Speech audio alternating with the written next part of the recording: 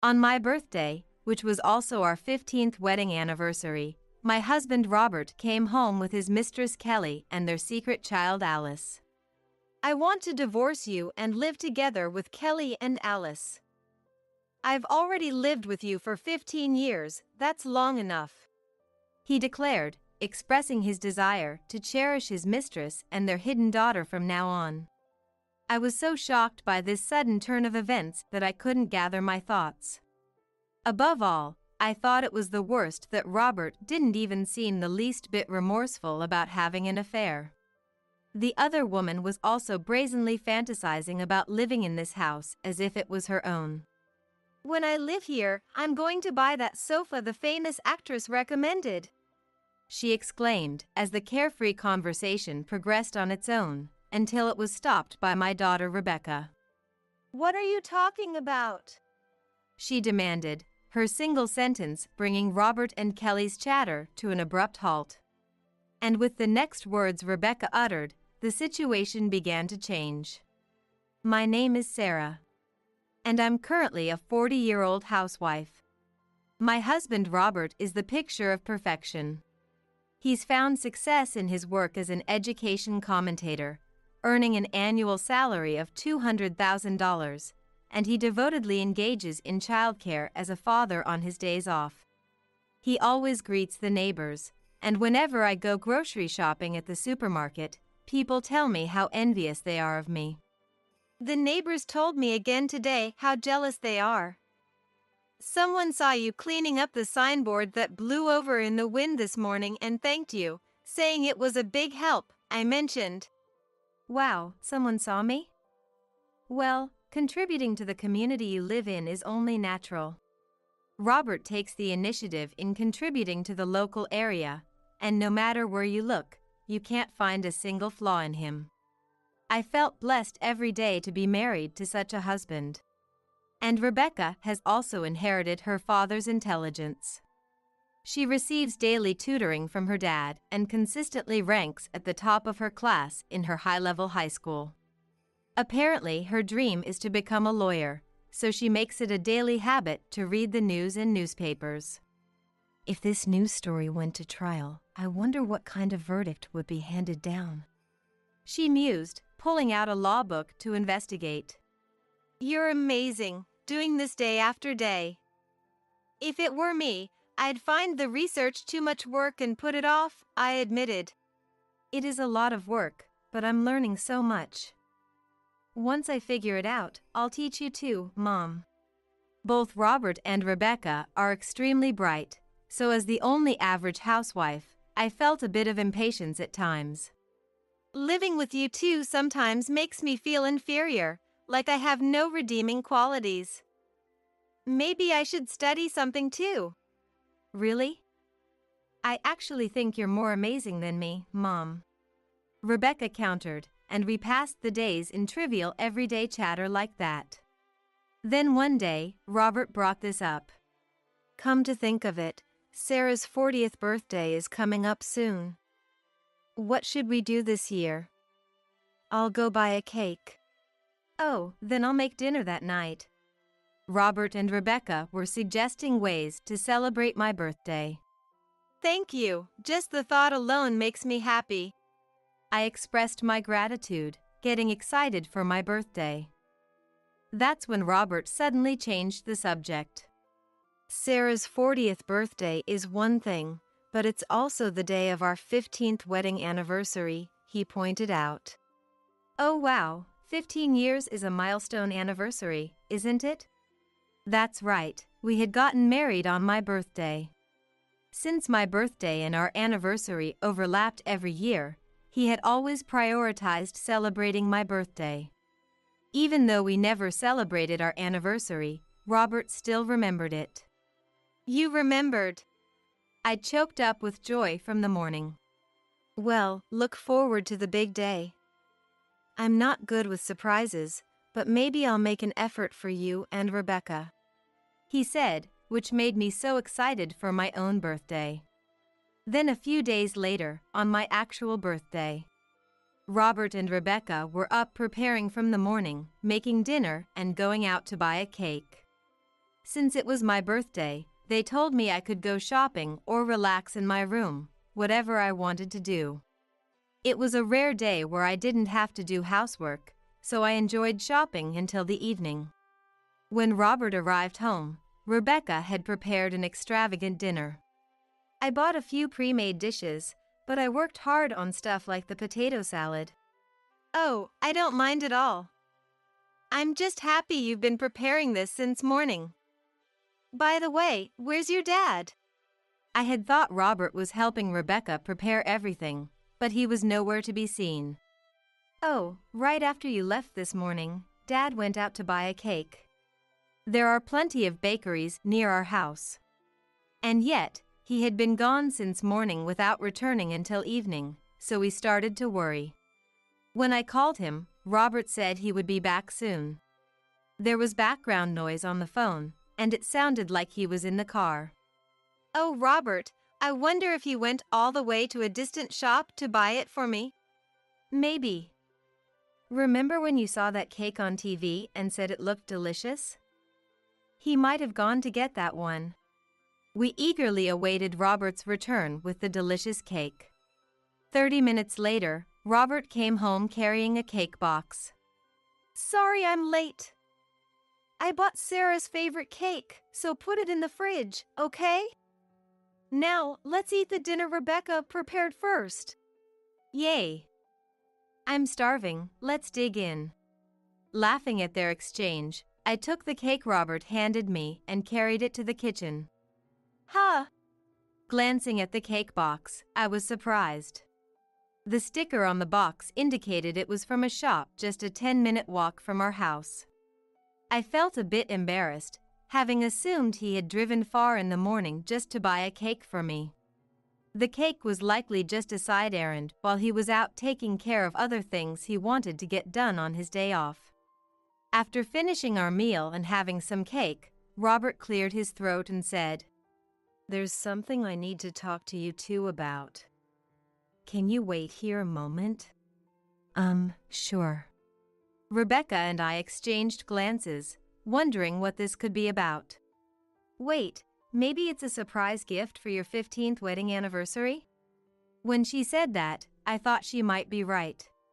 Rather than cake, he had probably gone out of his way to buy a present. Rebecca nudged my arm with a grin. I'm so jealous.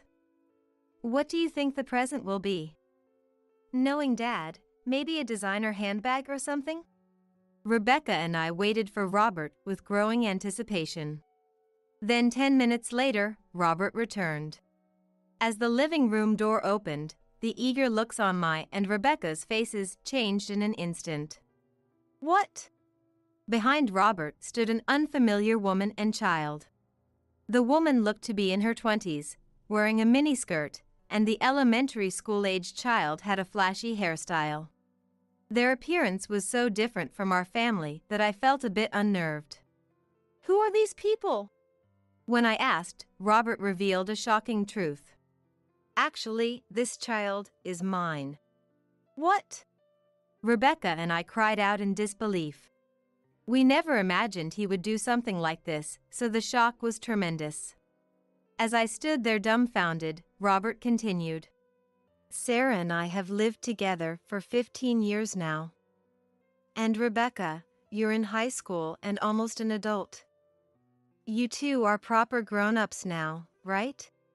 Robert started creating a strangely sentimental atmosphere. Still unable to process the situation, my gaze darted back and forth between Robert and the woman half hidden behind him. But this child is still little and she hasn't been able to live together with us. She's had to sneak around, never going out freely. So for their sake, I want you and Rebecca to move out. Robert was telling me and Rebecca to leave this precious home we had lived in for so long. This was the house Robert and I had bought together, nervously but excitedly, as newlyweds. He tells me to hand over those memories to his lover. What's more, the reason was that he hadn't spent much time with my mistress and illegitimate child, which was extremely harsh, and the sudden turn of events made me reconsider my thoughts. Wait a minute! What Robert's saying true? Is that child really yours? I doubted it was a lie, as the child looked too different from Rebecca. Yeah, it's true. This child's name is Alice, and unlike Rebecca, she's a very energetic and bright. Right, Kelly?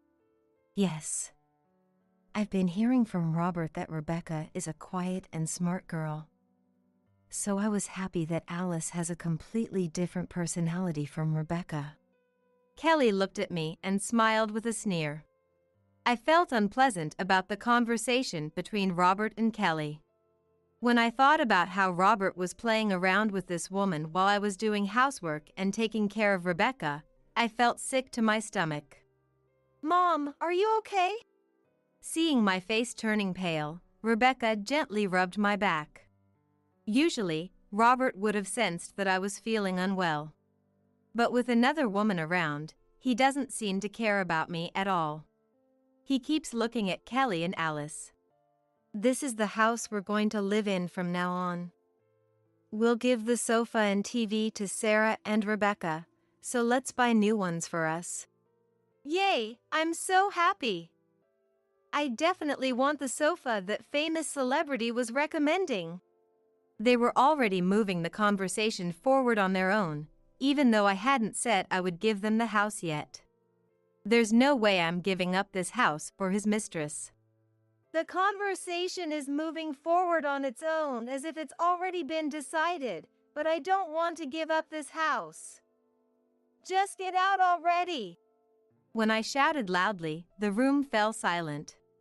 Then Robert sighed and spoke to me in an exasperated tone, as if to admonish me. You know what? This house is standing because of the money I earn, right? So all the authority lies with me.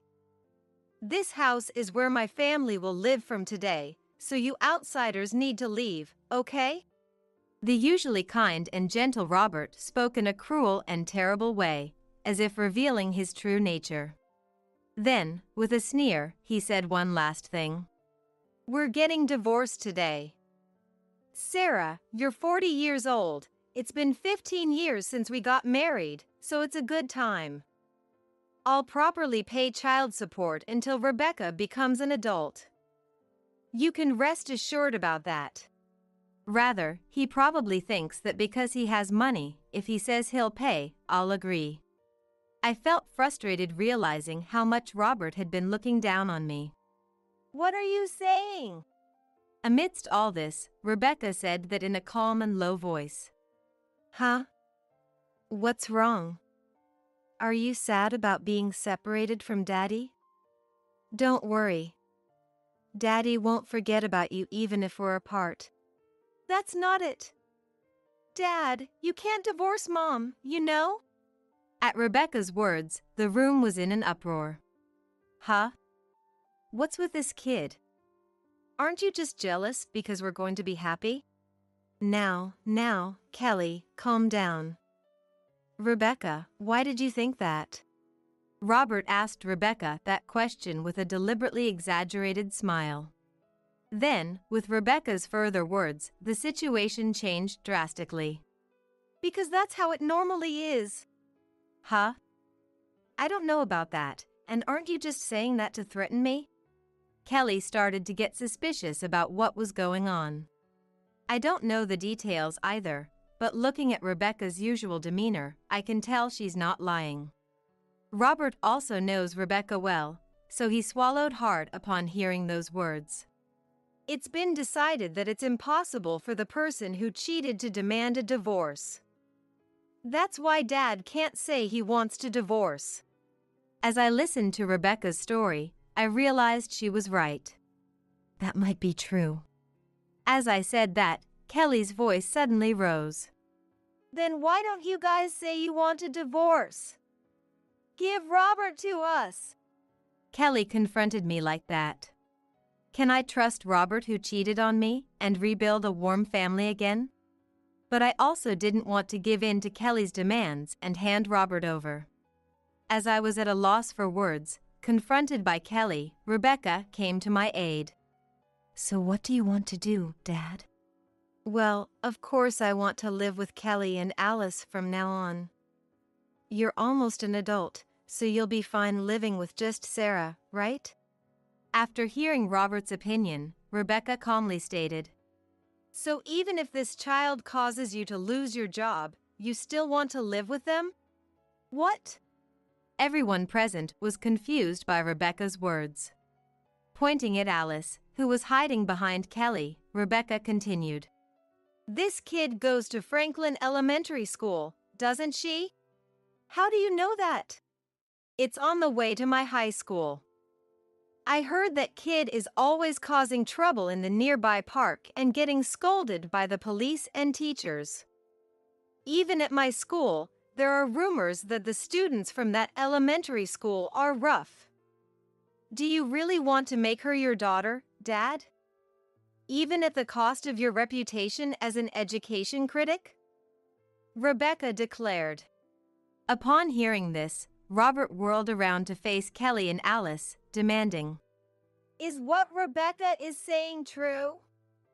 Alice, have you been doing those things?" Alice trembled, hiding behind Kelly. Realizing he wasn't getting anywhere, Robert turned to Kelly. "If the police and teachers are involved, the guardians must know too. Kelly, is it true?" Sweating under Robert's intense gaze, Kelly avoided eye contact. "That's just how elementary school kids are. You're making too big a deal out of it." While she didn't explicitly confirm it, her response was as good as an admission. Robert began to fret. He was likely imagining what life would be like after marrying Kelly and Alice. His reputation as an education critic would suffer, and he'd undoubtedly face backlash. The once supremely confident Robert was gone. Distraught, he seemed to be feeling anxious about the future. No! Because of this kid, this is the worst." But Rebecca apparently still had more to say, relentlessly pressing on. "And Mom, doesn't this woman's face look familiar?" "Huh?" Kelly and I looked at each other, but nothing came to mind. Kelly also seemed clueless. "A month ago, on the way back from shopping in town, there was a woman in a red dress." "Ah, I remember. We bumped into a woman in a red dress and she yelled at us furiously even though it was both our faults. The cake we bought got smashed too. It was awful, but why bring that up now?" When I asked, Rebecca smirked and pointed at Kelly. "That woman was her, wasn't it?" Hearing this, Kelly began to panic. "Huh? I don't remember something that long ago. And what does that have to do with anything now anyway? Don't try to change the subject." Kelly was visibly flustered. She must have something she wants to hide. Desperately recalling the details of that day, I shouted the words that would send Kelly to hell. "Oh, right. You were with a man other than Robert at that time." "Shut up!" Kelly hurriedly tried to stop me, but it was too late. Upon hearing this, Robert immediately fixed his gaze on Kelly. "What? You were cheating?" "No, that was just a coincidence." "And who are you to talk when you're the one cheating? This is the worst. Why is this happening to me?" Kelly flew into a panic at the sudden revelation. This only seemed to further enrage Robert. "My position is completely different from yours, Kelly. It's not like you can just go around cheating too. And with a kid. How could you? And a month ago, we had already decided to get married, hadn't we?" Robert confronted her aggressively as their argument escalated more and more out of control. Half crazed, they continued their absurd bickering. I was left behind with Rebecca, listening to the two of them arguing incessantly. It had become so ridiculous that I finally decided to intervene. "Oh, enough already. Can we just stop this right here? Robert, you're the last person who should be telling someone not to cheat." I put an end to their foolish and disgraceful bickering. You say that we have this life because of you. How dare you use those words? At the very least, the reason you've been able to focus on your work is that I've been maintaining our lifestyle. It's not thanks to just one person, it's thanks to our family. And you call yourself an education critic? What a joke! I scoffed, throwing sarcastic jabs at Robert. And Kelly, I'm sorry, but did I stir up some unnecessary memories for you? I'm sure this child isn't related to Robert by blood either. You seem to want to marry a wealthy man, but now that it's turned out like this, I pity you. You have my deepest sympathies. I mocked Kelly with a disparaging tone. The two of them were beside themselves, their plans having gone completely awry. Ugh! This is an absolute disaster. Everything is ruined. Kelly tugged at her hair, unable to hide her frustration, perhaps realizing that she wouldn't be able to marry Robert after all. What? This is the worst. I was going to marry you and provide for you, but forget it. Get out of here, now. Robert was just as agitated as Kelly, upset that things hadn't worked out for him either. You think I'd ever come back to a place like this? Alice! We're leaving! Kelly had shown up out of nowhere, demanding that I divorce Robert, but of course, it didn't go as smoothly as she'd hoped. To make matters worse, her own affair had been exposed. The moment things turned against her, she tried to run away. My birthday and our 15th wedding anniversary were coming to the most disastrous end imaginable. But I wasn't about to let it end like that. I lightly tapped Kelly on the shoulder as she attempted to flee, and said, "What makes you think you can just leave? You were having an affair with a married man, so I'll be seeking compensation from you." What? That's impossible. I don't have that kind of money. Why don't you just get it from Robert? Kelly immediately turned around and refused, reacting strongly to the word compensation. Of course I'll be seeking compensation from Robert too. But you're not family, so the claims will be separate. It's such a shame you won't be able to get married, isn't it? I said, my voice dripping with sarcasm. Kelly clenched her fists tightly, trembling with frustration and resentment. If you try to run, I'll consult my lawyer and we'll take this to court. When Rebecca said that, Kelly begged for mercy, pleading with us to spare her from legal action. We confirmed where to send the future claims, and sent her home for the day. With only our family remaining, the house fell into a deep, uncomfortable silence. Robert stood there, head bowed, shaking. I let out a sigh and said, "Rebecca and I will be staying at my parents' house for a while. Maybe it's time you learned how difficult it is to live on your own for once. It's a good opportunity for you to realize that our lifestyle isn't just thanks to you, Dad." After firmly stating this to Robert, Rebecca and I immediately began packing our bags. Wait, I'm sorry. I apologize for the affair. Just please, don't go to your parents. You're only apologizing because you're worried about appearances. Losing your wife and daughter would be pretty damaging to your career, wouldn't it?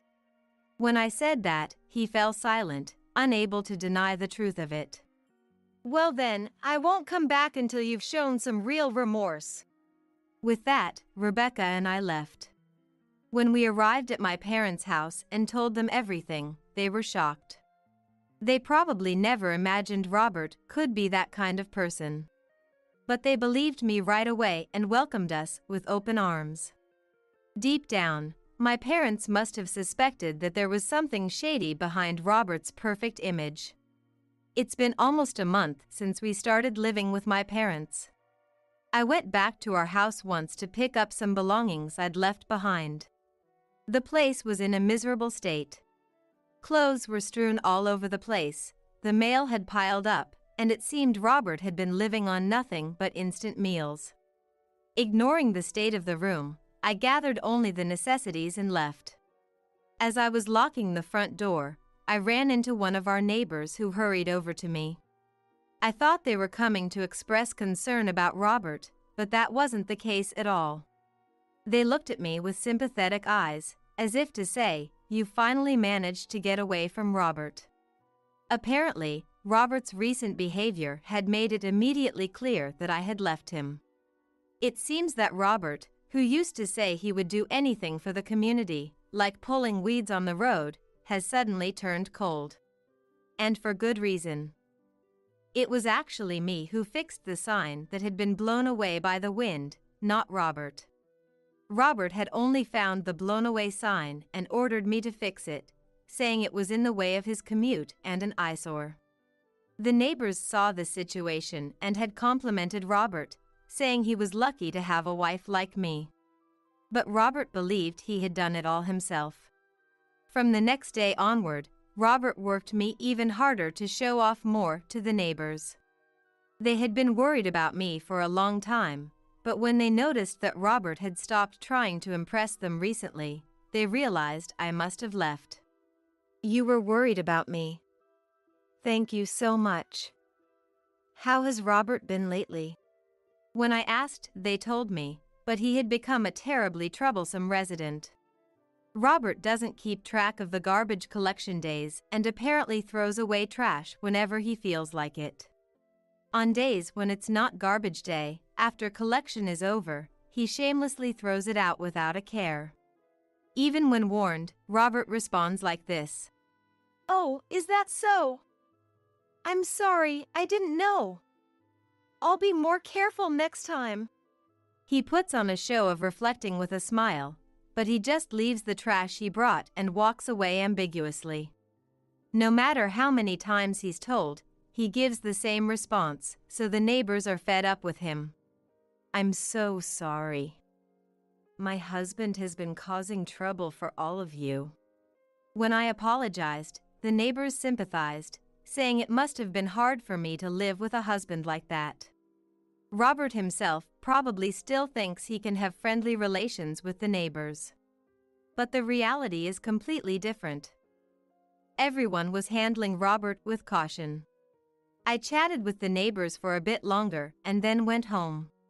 When I get back to my parents' house, I'll tell Rebecca about this and we'll laugh together. When Rebecca heard the story, she scoffed and shared a memory about Robert. "Come to think of it, whenever I got good grades on tests, Dad would praise me. But instead of saying, 'Rebecca, you're amazing,' he'd say things like, 'That's because you're my kid,' or 'It's because I taught you.' He was always only thinking about himself." I couldn't contain my laughter at the thought of Robert being spoken of so harshly by his daughter. I almost felt sorry for him. He's probably like this at work too.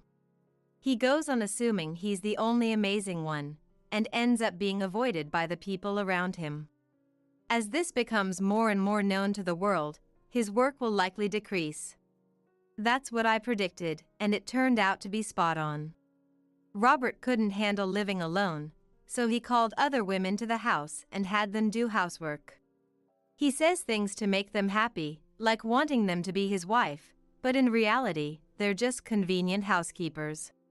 The women called to the house couldn't stand that lifestyle, so they leaked to the tabloids that the education critic who has been getting a lot of attention on TV and in magazines lately actually has a sloppy private life. The article spread in an instant, dealing a huge blow to Robert. He had been careful not to let it slip that he might be getting divorced or that he was having an affair in order to maintain his public image, but a small error in judgment exposed it to the world. His work decreased dramatically in no time. On top of that, people who had worked with Robert in the past started saying that he was actually an arrogant person behind the scenes. If it had been just one person, he could have said it was a baseless lie, but as that person's statement was released, more and more testimonies gathered, and it reached a point where he couldn't make excuses. Robert was completely ostracized from the industry. He's desperately trying to make money in other industries, but since his face and name are well known, he'll probably have zero income for the time being. I scoffed as I thought about my future with Robert. I had thought about taking some distance and giving him another chance if he reflected. But that idea might be too soft. I decided to formally file for divorce and mailed the divorce application to our house. I got a huge number of calls from Robert, but I had decided not to answer no matter what, so I kept ignoring them. He'll probably submit the divorce application while regretting his affair. And he'll likely have the childish idea that he can still start over with Kelly. But such thoughts cannot be allowed. Before that, I made her swear never to see Robert again for the rest of her life, along with a claim for compensation. Kelly will definitely keep that promise. A few days ago, Rebecca and I went to Kelly's house. Kelly was living with her parents, so we told them everything too. Kelly's parents apologized to us profusely. They wrote a sworn statement that they would never let her see him again. In fact, I got a call from Kelly's parents saying that Robert had come to visit, but of course they sent him away without letting him see her. Kelly will probably live under the strict supervision of her parents from now on. She won't be allowed to act freely, and she's sure to spend suffocating and boring days. She'll have an inconvenient life where she's not allowed to meet other men. She'll likely regret having an affair with a married man for the rest of her life. I'll make Kelly and Robert go through hell and reflect properly. And I worked hard to give Rebecca even more enjoyable days than the life she's had so far. When I told her I had vowed to do that, it seemed Rebecca had been thinking the same thing. When I become a lawyer in the future, I should be able to earn more than Dad, so let's definitely get back at him and live in a nice house. I laughed at Rebecca's strong, spirited words. I'm counting on you. I thought my life would become more joyful, and I looked forward to the future. Break your promise and you're dead meat. Don't even think about running away from here. The dirty old man grabbed Rebecca's arm, trying to drag her out of the car. I desperately pulled Rebecca's hand, resisting with all my might. I had to shut the car door, fast. We needed to escape this town, now. In no time, I heard Melissa and Raymond's voices too. Rebecca, wait! Do you have any idea what's gonna happen to us because of you? The three adults going berserk on the dark streets, it was nothing short of insanity. In this backwoods town with no streetlights, I kept running away from these lunatics, together with Rebecca. How on earth did things turn into such a blood-curdling, horrific nightmare? I had come back home after getting news of Rebecca's wedding from Mom, supposedly to celebrate. My name is Jessica. It's been over 8 years since I left my rural family home to live on my own, and I'm now 27. Currently, I work in sales at a pharmaceutical company in Los Angeles. I'm single, but still want to focus on my career for now.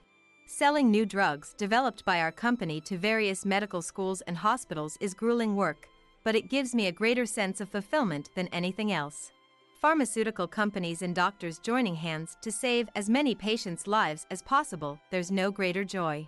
I moved out of my parents' place right after graduating high school, at the same time as I entered university in LA. I paid for everything myself, including tuition and living expenses. While in college, I juggled multiple part-time jobs.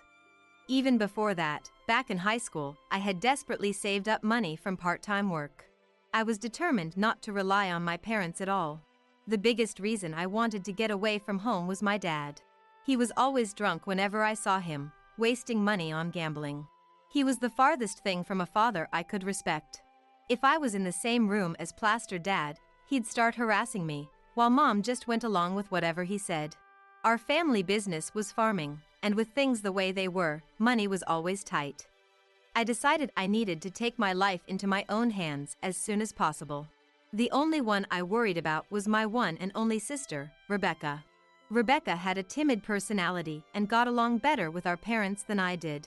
She's already 32 now, but forget getting married, she hasn't even become independent with a job, just helping out on the family farm.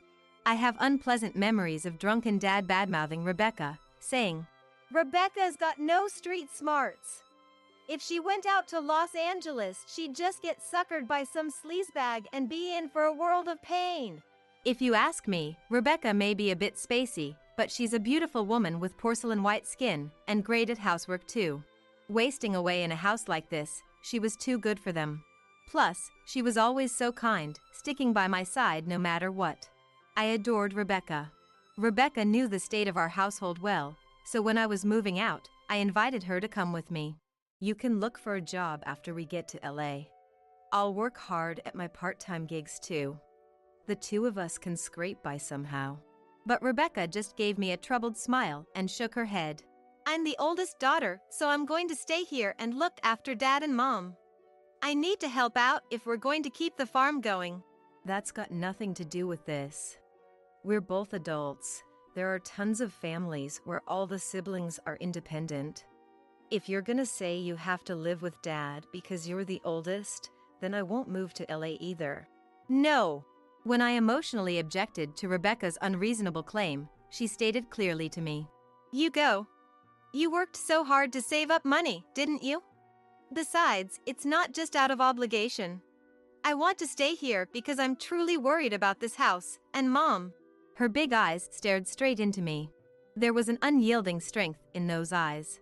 Overwhelmed by her intensity, I ended up moving to the city by myself, though part of my heart remained. After that, my college life went smoothly. Balancing my studies with multiple part-time jobs made for a harsh lifestyle, but I was young and had stamina.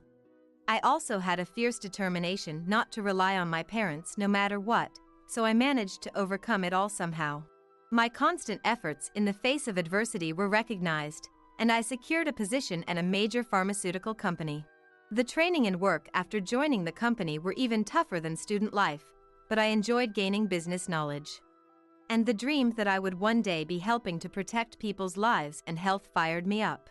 More than anything, it was Rebecca who became my emotional pillar. Even after leaving home, I kept in touch with Rebecca through messages and phone calls. Some days she would care about my health, saying, "Don't overdo it and ruin your health, okay?" And on other days she would praise me, saying, "Jessica, you're working so hard. You look so vibrant these days." Each time, a warmth would spread through my heart, and I'd feel inspired to work even harder for Rebecca's sake. However, when I'd ask her, "So how are things on your end?" she'd be kind of vague, like, "Dad and Mom are the same as always." Or, "Our profits have gone down but we're getting by somehow." Even if I'd get worried and try to ask for more details about the situation, she'd just brush it off with, "Nothing's changed since you were here, Jessica."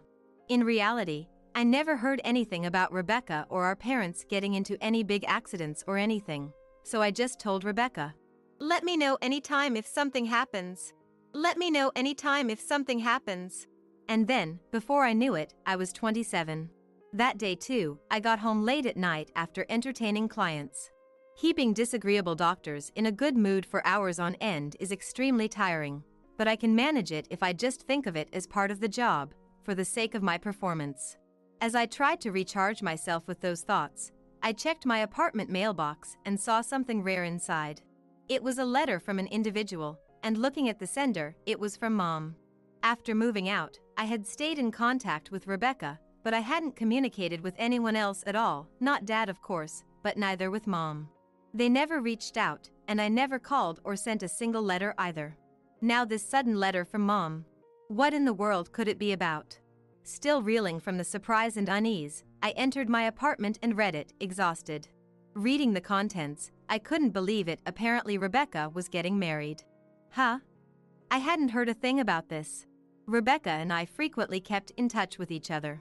Yet not once had she breathed a word about a boyfriend, much less marriage.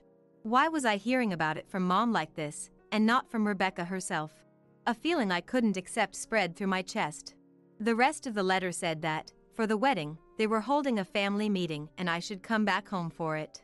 Finishing the letter, I let out a sigh. Going back to my family home meant going to the house where Dad lived. The area my parents' house is in is truly the boonies, with houses really far apart, surrounded by expanses of farmland and woods. It's not even a town, it's designated a village. If I went back there, I'd have virtually no distractions. It's suffocating, almost like being trapped. Honestly, I wasn't eager to go. But if the news about Rebecca getting married was true, nothing could make me happier. I had thought Rebecca would end up taking care of Dad and Mom her entire life at this rate. If she had met a great guy, fallen in love, and decided to get married, nothing could make me happier. I wanted to meet her partner too, and of course I wanted to see Rebecca. And I wanted to congratulate her on the wedding. The next day, I wrote back to Mom saying I would attend the family meeting, and took paid leave on the appointed day. Then a few weeks passed, and it was the day of the meeting. I rode Amtrak for 7 hours to get to the city where my family home was, then planned to drive a rental car from there. The family meeting was also meant to be a dinner, so the sky was slowly turning to dusk. Away from the din of the city, in a quiet landscape devoid of neon signs or crowds of people, the sky was gradually dyed a deep red. It had been the norm when I was a kid, but coming back after 8 years, it seemed strangely surreal. I managed to arrive at my parents' house without getting lost. It was a dilapidated wooden house, visibly damaged here and there on the walls and roof even from a distance. I could tell the yard, overgrown with weeds, had hardly been tended to. The house was a mess, despite Rebecca's best efforts to keep it clean and tidy. She was overwhelmed with the responsibilities, and it showed. As I stepped inside, memories of my troubled childhood came flooding back, trapped within these walls. It left a bitter taste in my mouth. There was no guest parking, so I had to leave my rental car a short distance away and walk the rest of the way to the house. By then, the sky had darkened considerably. Deep navy blue blended with the remnants of a purple sunset, creating a stunning gradient. The vast expanse of the sky and the crisp air made the first few stars visible. A few crows cawed ominously, their voices echoing through the stillness. With a mixture of nostalgia and resentment, I approached the house's grimy door. That's when I heard it. The faint rustling of grass. Startled, I spun around to find Rebecca standing there, her face tense and uncharacteristic of someone about to attend a family meeting. Despite the years apart, Rebecca was still breathtakingly beautiful. My beloved sister, right there in front of me. It was my favorite Rebecca. But this was no joyful reunion. Rebecca! Shoo! She raised her eyebrows and held a finger to her lips as I started to speak. Confused, I stood there dumbfounded as Rebecca lowered her voice. Why did you come back? What? Wasn't it obvious? I was there to celebrate her wedding. Yet instead of welcoming me, she seemed angry, even upset, at my return. I thought there was a family meeting. Never mind that, we're leaving. Cutting me off, Rebecca grabbed my arm firmly. She dragged me along as she ran, giving me no choice but to follow. None of this made sense. But it was clear that this was no simple family meeting. The situation was far more complicated. Rebecca led me to one of the few bus stops in the village. She pulled me behind a small shelter that doubled as a waiting area. Hey, what's going on? I thought we were having a family meeting tonight about your wedding. I whispered. Out of breath, Rebecca hung her head in silence. Then, we heard footsteps approaching. It was rare for anyone to be out walking at night in this village. It was easy to tell there was only one person coming. Rebecca shielded me, hiding me behind the wall as she peeked out to check the alley. Mom! Rebecca's face turned pale in an instant. Through a gap in her arms, I caught a glimpse of Mom in the alley. In the years I'd been away, Mom seemed to have aged a bit. But even more shocking was that her expression was twisted as if to say it was the very face of a demon. There was still some distance, but it was clear that Melissa was calling out Rebecca's name. Rebecca turned to me and said in a strong tone, "Get away from here right now. And go back to Los Angeles." Why? Hey, what's going on? As if to say there was no time to explain, Rebecca quickly shook her head. Make sure Mom doesn't find you. Dad too. Make sure no one you know finds you. Run away from here as soon as possible. Overwhelmed by Rebecca's intensity, I nodded. Okay. But what about you? I'll meet up with Mom and then go back home. What, you mean? If Rebecca meets Mom. If Rebecca goes back home. What will happen, I wonder? I don't know anything. But my instincts told me I couldn't let Rebecca go home like this. Rebecca, this way. This time, I pulled Rebecca's hand. This is so weird. Mom's acting strange too, and this situation is all messed up. And you say you're getting married, but you don't look happy at all. Jessica. Rebecca lowered her eyebrows sadly, still entrusting one hand to me. I can't return you like this. There's still time now. Let's just run away like this.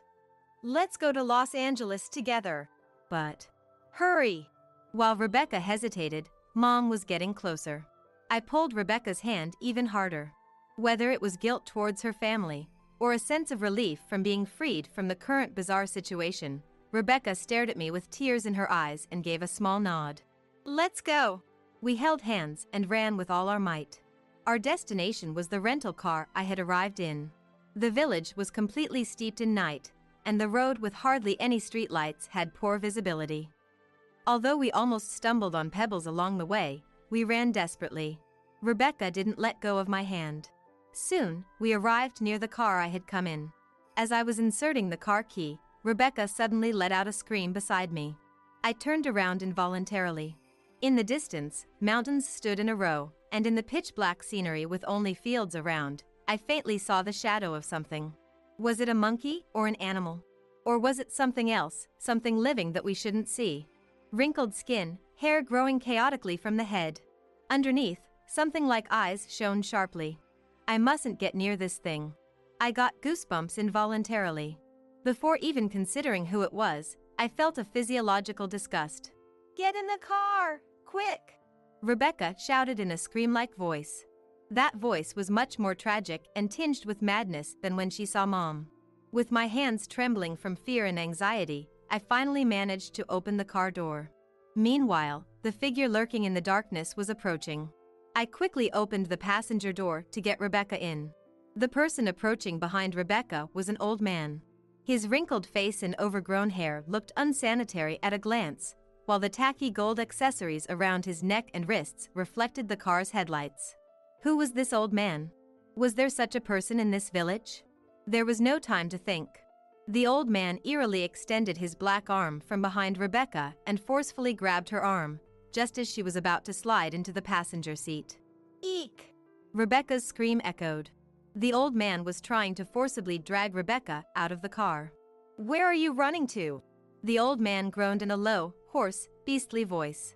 Rebecca seemed about to slide off the car seat. I immediately jumped out from the driver's seat to the door on the opposite side. Let go! Let her go! I grabbed the old man's hand that was holding Rebecca from above. With all my strength, I dug my nails in and pried the old man's palm and fingers off Rebecca's arm. Physical strength is vital in sales. And from routinely carrying large amounts of documents, I have a fair amount of strength. While doing so, I stuck out one leg and kicked the old man's foot. The old man stubbornly twisted his body, trying to pull Rebecca closer. Trying to run away, you ungrateful child. Don't think you can escape from here.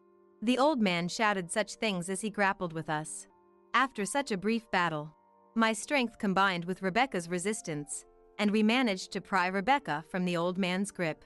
Just before he changed his stance to grab Rebecca again, I barely managed to close the passenger door. Before he could circle around, I returned to the driver's seat and quickly started the car. Don't break your promise. You stupid woman. I heard the old man's shouting voice from behind. And from somewhere, catching up, I even heard Mom's voice and then Dad's. Rebecca, wait! Do you have any idea what will happen to us because of you? The sight of the three adults going berserk on the night road was nothing but abnormal. And from the situation, it was clear that the old man and our parents were in cahoots. Rebecca kept her head down. Just go. And muttered in a voice that seemed to fade away. That was my intention from the start, so I nodded and pressed hard on the accelerator. As we started to drive, we both let out a big sigh of relief and fatigue. Like a suspenseful drama, I was dumbfounded for a while as I drove. Even with Dad, I half gave up on having a perfectly amicable meal, but I never dreamed it would turn out this crazy. After driving for a while, we arrived at a place where commercial facilities were starting to come into view. Still much less bustling than the city, the lights of convenience stores and commercial facilities on either side considerably reassured me. my marriage was forcibly decided. Rebecca, who had been quietly crying in the passenger seat until then, suddenly spoke. As I suspected, it wasn't her own will after all. Otherwise, she wouldn't have looked so distraught before her wedding. What on earth happened? I prompted Rebecca to continue. The man who tried to grab me in front of the car, he's one of our family's creditors, she revealed. We're in debt? My eyes widened in shock as I turned to face Rebecca. I quickly reminded myself not to neglect safe driving. I'm so ashamed and saddened that this happened under my watch. You remember how bad Dad's drinking and gambling got even when you were still at home? Yeah, that's why I moved out. I wanted to take you with me, Rebecca. She smiled faintly and said, "Thank you for that, by the way." After you left, no matter how hard I tried, I couldn't get him to stop. Every time he drank, he'd rant about things he hated, hit Mom, and I desperately tried to stop him. It was a vicious cycle. I tried to get him interested in other hobbies, inviting him to watch movies or cook together, but nothing worked. If anything, his habits only got worse. But we're just farmers. It's not like we make a lot of money. Eventually, we couldn't make ends meet anymore. That's when he turned to borrowing money. I can't believe it! Drinking himself into a rage, squandering precious living expenses on gambling in an instant. I couldn't imagine how painful it must have been for her to witness Dad's conduct over these past 8 years. My chest ached with a wrenching mix of pity and remorse. He'd buy massive amounts of alcohol with the borrowed cash, screaming that he'd win it all back gambling the next day. But of course that never happened, and the debts just kept piling up. I don't know if I should ask, but how much does he owe now? Around $70,000. $70,000? I cried out so loudly, I thought the car windows might shatter. How much money did he have to burn through for it to reach that astronomical sum? Faced with such an unimaginable debt, my hands shook on the steering wheel. I couldn't take it anymore. We had no way to pay it back, so Mom and I went directly to the creditor to beg for mercy. To that Kingston guy from earlier. We pleaded with him, "We'll take full responsibility for repaying the principal Dad borrowed, so could you please forgive at least the interest?" And then, Rebecca fell silent after saying this much, trembling slightly. You don't have to force yourself if you don't want to talk about it. No, I'm okay. So then, he said, if you marry my grandson, I'll cut the interest in half. That's how my marriage was decided. No way! You've got to be kidding me! Dad was more than happy to accept those terms, even though it didn't mean he'd have any more money to spend himself. And to think he'd offer up me, his own daughter, so easily to an unwanted marriage. It really hurt to realize I was just property to him. Rebecca went on to say that Mom just went along with whatever Dad said, so she didn't oppose it either. There's more. I really don't want to say this, but Kingston the creditor then said, "You've got a sister in Los Angeles too, right? Hand her over as well, and I'll waive the interest completely." As Rebecca finished recounting her story, she sobbed, tears rolling down her face. A chill ran down my spine. It seems he had intended to lure both Rebecca and myself into his household from the start, deliberately inflating the debt to gain leverage in negotiations. Trading your daughters for money, like some horrific custom from decades past, I couldn't believe this was happening to my own family. Overwhelmed by the terror of it all, I had to pull over onto the road shoulder. Now that my hands were free, I embraced Rebecca's shoulders in the passenger seat. Rebecca! I'm so sorry you had to go through that. No, I'm the one who should apologize for letting things get this bad, for not being able to stop Dad, for getting you dragged into this too. I'm so sorry. There amidst the streets still tinged with a rural atmosphere, we two sisters held each other and cried freely. I couldn't imagine how painful, lonely, and hopeless her days must have been. I wondered why I couldn't have helped her sooner. Things got so bad, I considered running away. But he threatened me, saying if you try to escape, I'll hunt down your sister and drag her back here. That's why I couldn't say anything about this the last time we spoke on the phone. I'm sorry. Rebecca, you've been shouldering this burden all alone. It must have been so hard. But it's going to be okay now. I'm here for you. We'll get through this together. After crying together for a while longer, we got back in the car and hit the road again. Since we had left the village early, we were able to catch the overnight train. With Rebecca by my side, I returned to the now familiar sights of Los Angeles. Glancing at Rebecca walking beside me and the lingering goosebumps on my skin, I was reminded that the series of events in that village were not just a dream. By the time we arrived at my apartment, we were both exhausted. We ate breakfast together and took a nap in the warm, cozy bed. Afterwards, Rebecca pulled the IOU for the debt in question out of her pocket. Actually, I've been carrying this on me at all times. That's my sister for you, good thinking. With this, we have options. Especially here in Los Angeles. I took one more day off work and immediately looked up reputable law firms. That same day, Rebecca and I visited one, IOU in hand. The lawyer had a serious expression as he explained several things to us. Afterwards, we stopped by the municipal office to consult about cutting ties with our parents. After Rebecca stayed with me in my apartment for about a week, we decided to visit our family home once more. To declare to our parents that we were severing our relationship. The moment we came face to face, Dad was already furious, while Mom sat next to him trembling, her face pale. Either he was already drunk or his face was flushed red with rage. As soon as he heard that we wanted to cut ties, he bellowed, "Don't screw with me!" He grabbed a nearby bottle and brandished it at Rebecca. I leapt forward just in time to stop him. "You too, Jessica! If you had just come home like a good girl, everything would have worked out!" He shouted, this time trying to hit me with the bottle. "Cut it out already!" Shielding Rebecca, I desperately dodged Dad's relentless attacks. Our defensive battle against Dad's rampage continued. But in a moment of vulnerability, the bottle Dad was swinging struck my shoulder hard. "Ow!" Crying out from the impact, I fell to the floor with a thud. But immediately after, I glared up at Dad and announced in a low voice, "Dad, this is all being recorded, you know." Just as Dad let out a stupid sounding, "Huh?" I glanced back towards the living room entrance. From there, a man in a suit holding a camera quietly emerged. He was the lawyer in charge of our debt consultation, Mr. Young. Mr. Young calmly stated, "This is video evidence of domestic violence." I had deliberately created an opening, letting Dad hit me, to capture concrete proof of his violence on camera. Dad sputtered, You coward! Calling a lawyer, you city folk are always so damn sneaky." Mom and the lawyer tried to calm Dad down and get him to take a seat, but he resisted, shouting all the while. But then the lawyer dispassionately declared, "As we have clear evidence of violence here, we will be calling the police now." And with that, he smoothly proceeded to contact the police. "The police? Isn't that going too far?" Still clutching the bottle he had just hit me with, Dad was visibly shaken. Mom's face turned ashen. It was entirely possible that in this situation, Dad would fly off the handle at the slightest provocation and make any discussion impossible.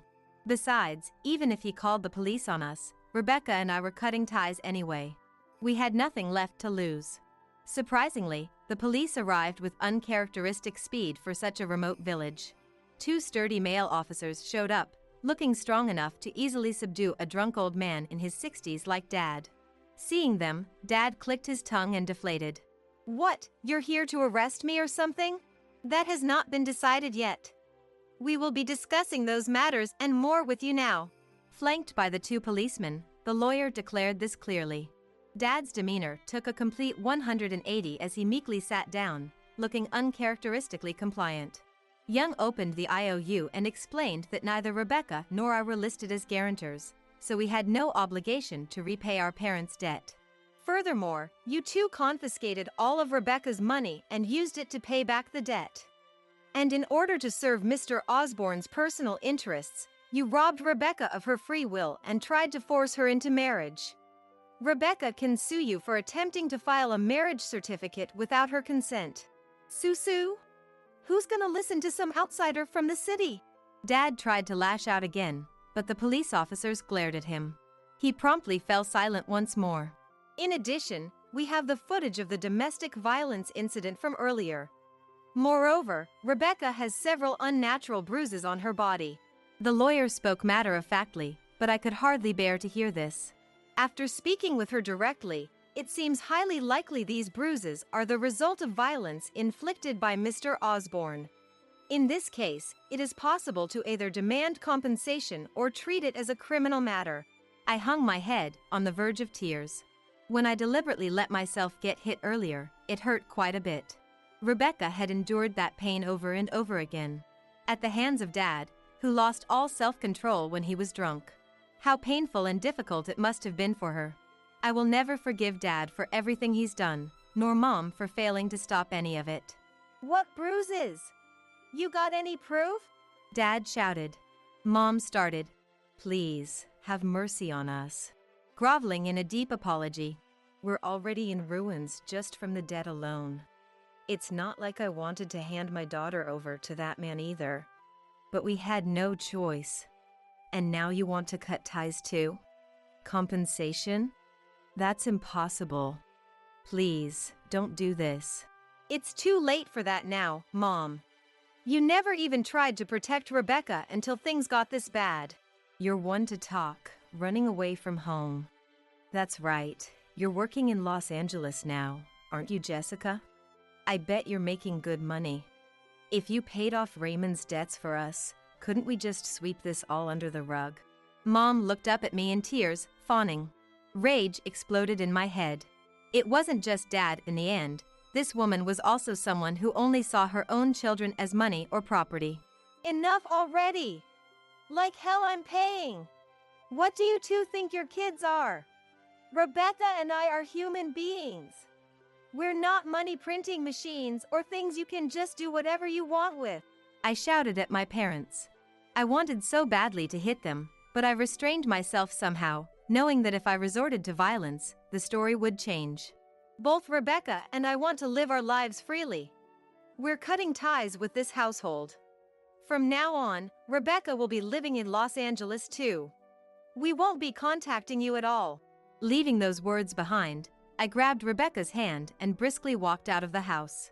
The lawyer followed close behind us.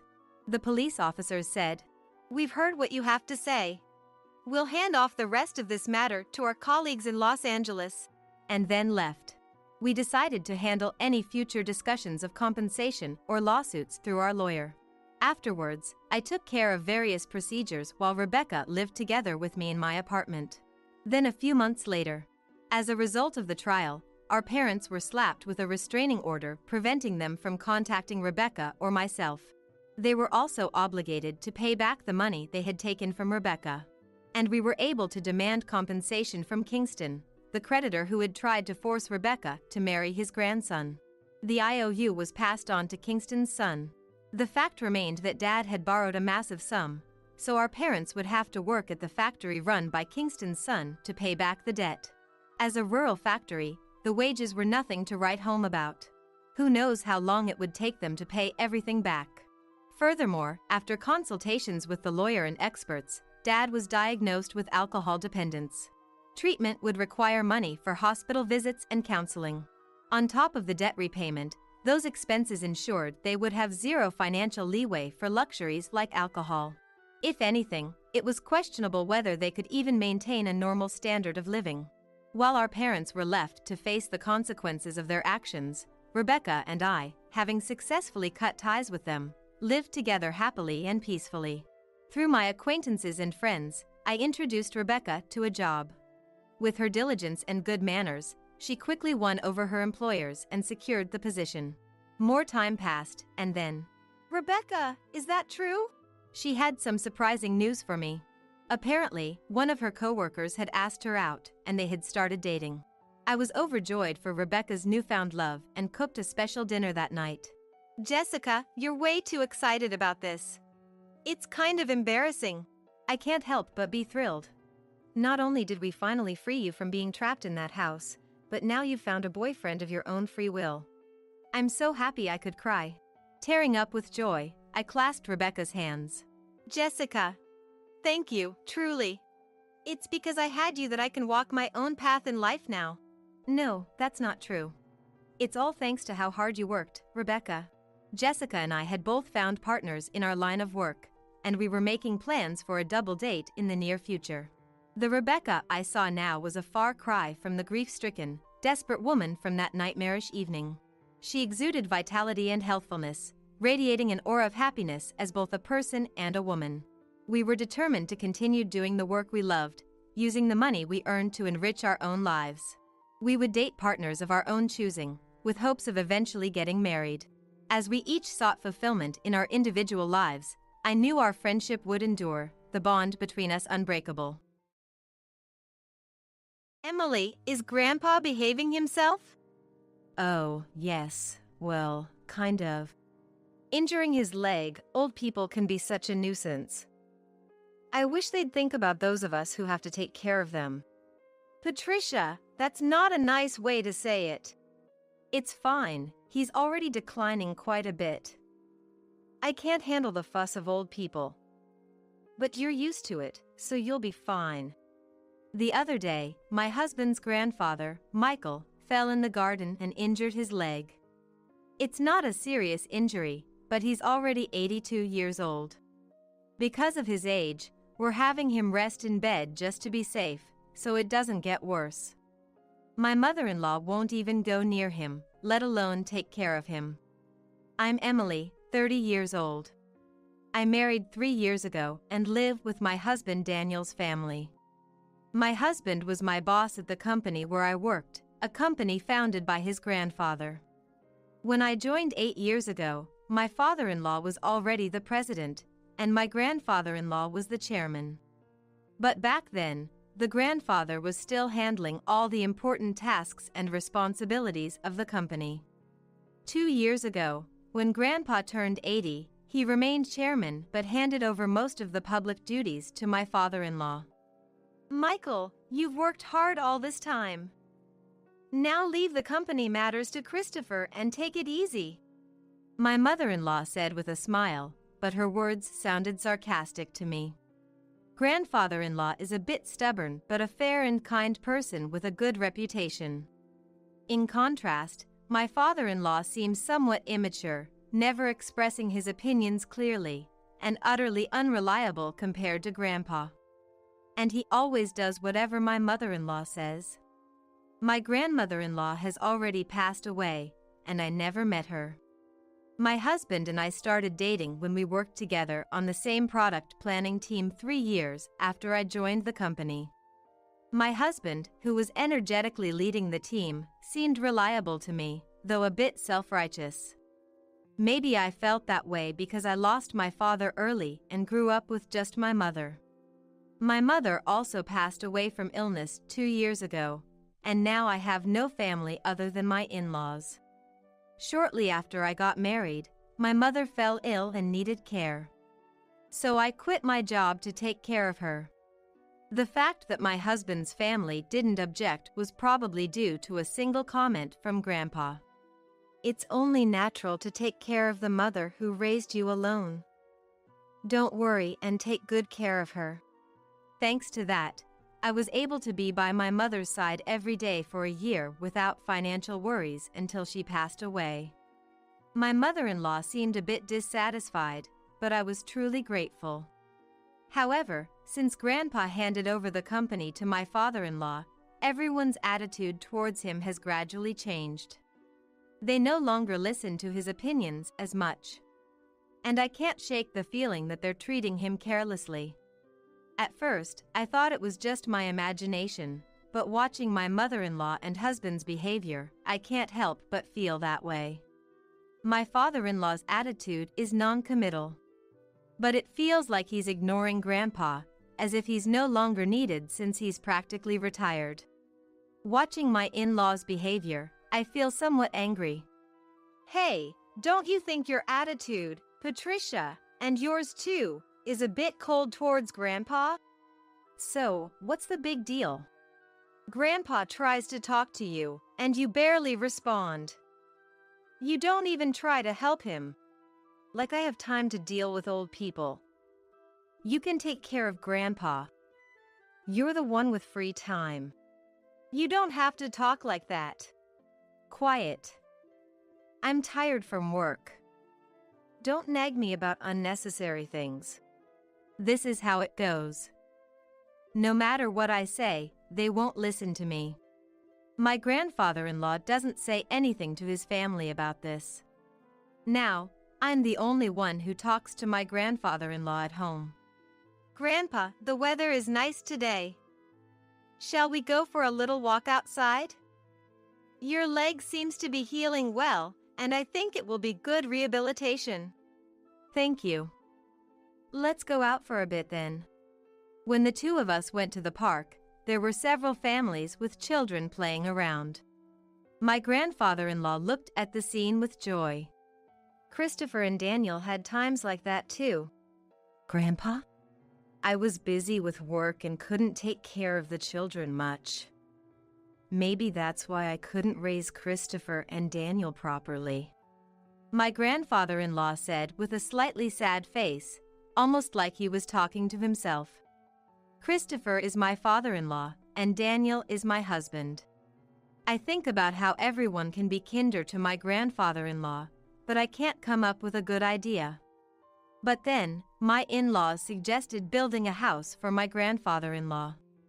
This house is over 50 years old, right? The layout is bad, it's hard to use, and instead of spending money on repairs, it would be better to build a new house in a more convenient location. A new house? Michael is getting older, and it's good that he only got injured last time, but we never know what will happen. So, let's make the house barrier free so we won't have trouble if care is needed. I see. We can even put Michael's room in the middle so everyone can take care of him easily. Yeah, that's not a bad idea. Right. So, it's settled then?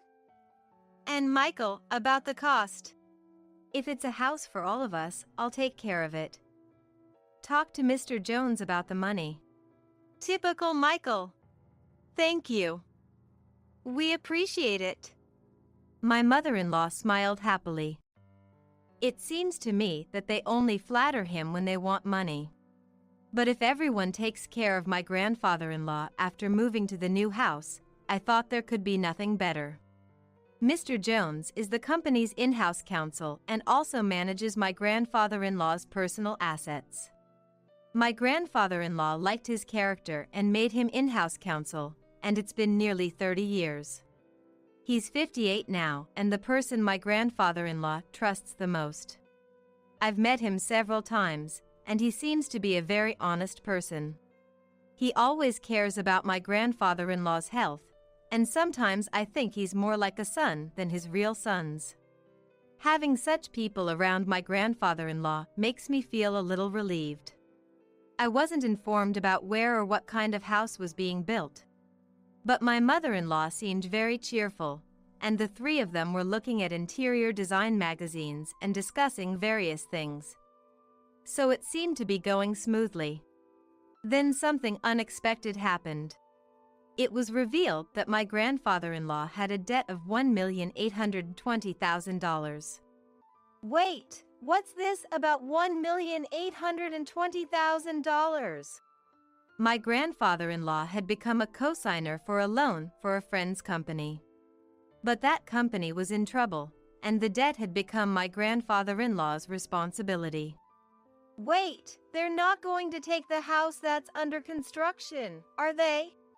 Since the contract has already been completed, and as Patricia said, it's in the president's name, so it's fine.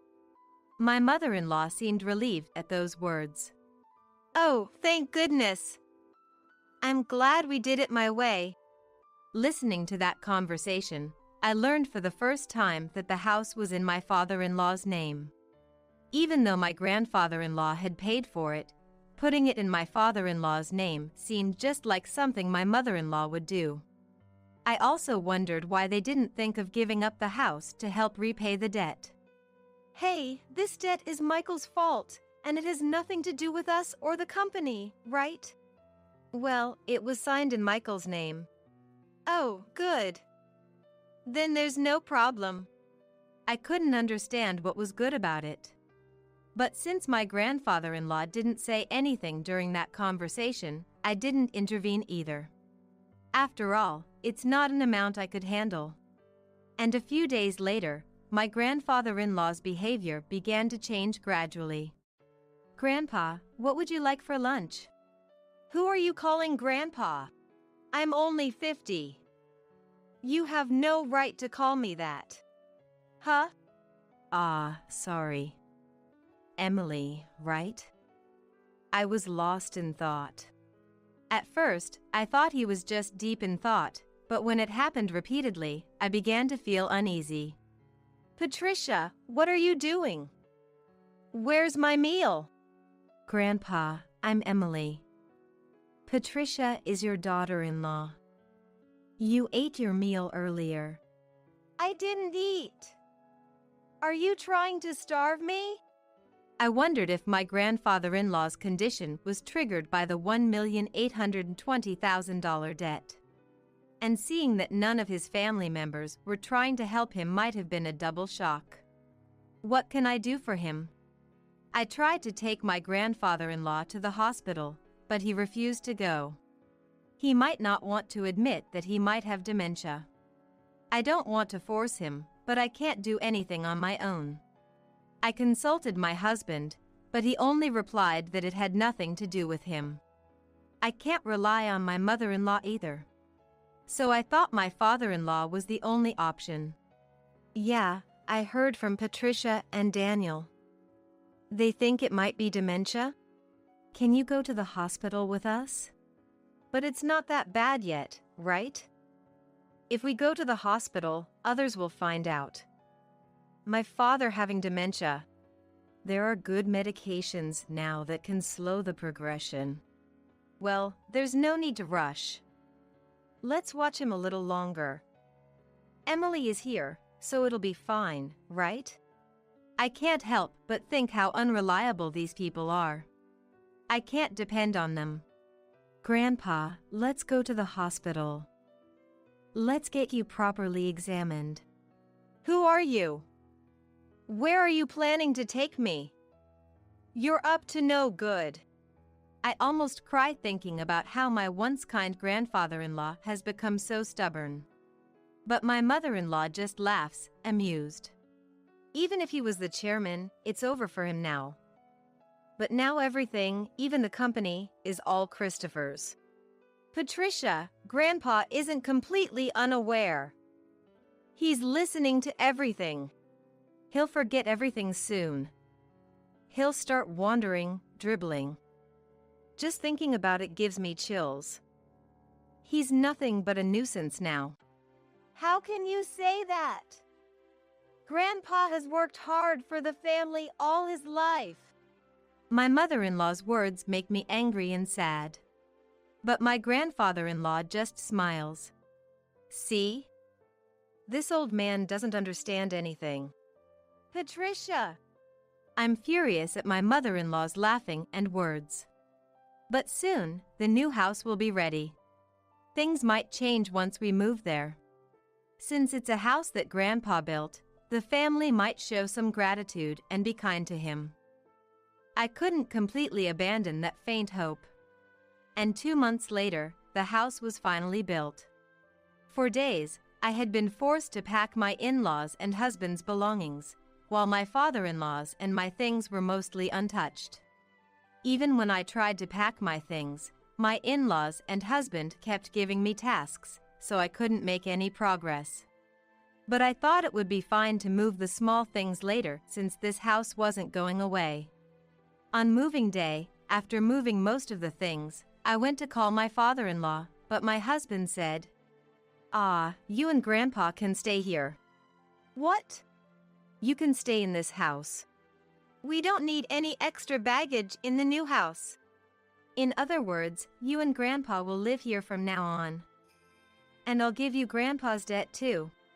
Well, you can at least be a housekeeper. Hey, let's go. Yeah, I'm coming. Good luck with the debt repayment and live in care.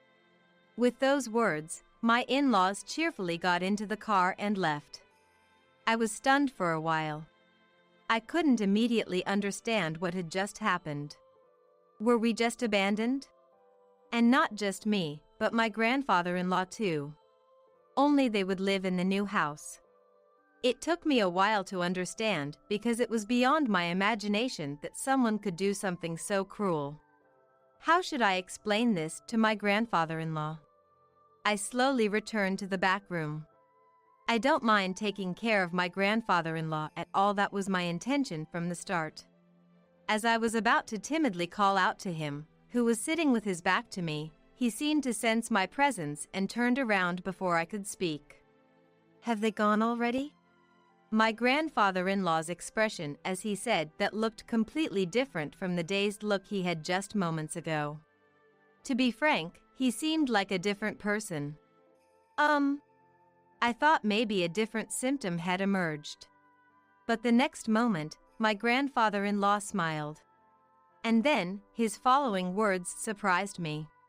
As I was talking to my grandfather-in-law, Mr. Jones came. "Chairman, have you finished getting rid of the unnecessary staff?" "Yes, it's all done." "Let's go, shall we?" Where are we going?" "Of course, to the new house." I left the house where I had been living, led by my grandfather-in-law, without understanding what was happening. The next month, countless calls came from my mother-in-law and husband. My grandfather-in-law said he wouldn't deal with them anymore, but I answered my husband's call because of the divorce. "Hey, Emily! Is Grandpa with you? When I went to the old house, it was for sale. It's not worth $1,820,000, so you can't repay the debt. Is that why you did that?" "What do you mean?" "Put Grandpa on. Dad said he can't get in touch at all. That forgetful old man has done something outrageous." I knew what he was talking about, but I wanted to hear what my husband would say. "Grandpa sold the company's stocks to the executive director. Thanks to that, the executive director became the largest shareholder, and a shareholders' meeting and board meeting were held. And Dad was dismissed as president." "But the executive director is well liked, and maybe Grandpa thought he was better to hand over the company to?" "The executive director must have deceived the senile old man into selling the stocks. This is invalid." "You seem to be misunderstanding something, but Grandpa doesn't have dementia. If anything, he seems more coherent than before." "What?" I too, until that moving day, had seriously thought that my grandfather-in-law had dementia. It seems that my grandfather-in-law had been suspicious from the time my mother-in-law said she would build a house to live with him. So he devised a plan. He pretended to have dementia to see how my in-laws and husband would react. As expected, they showed their true colors one after another. In the end, they left my grandfather-in-law and me behind. I struggled to hold back my laughter because everything went exactly as I expected. My grandfather-in-law said. I was surprised, relieved, and a little conflicted. "To deceive the enemy, you must first deceive your allies." He laughed.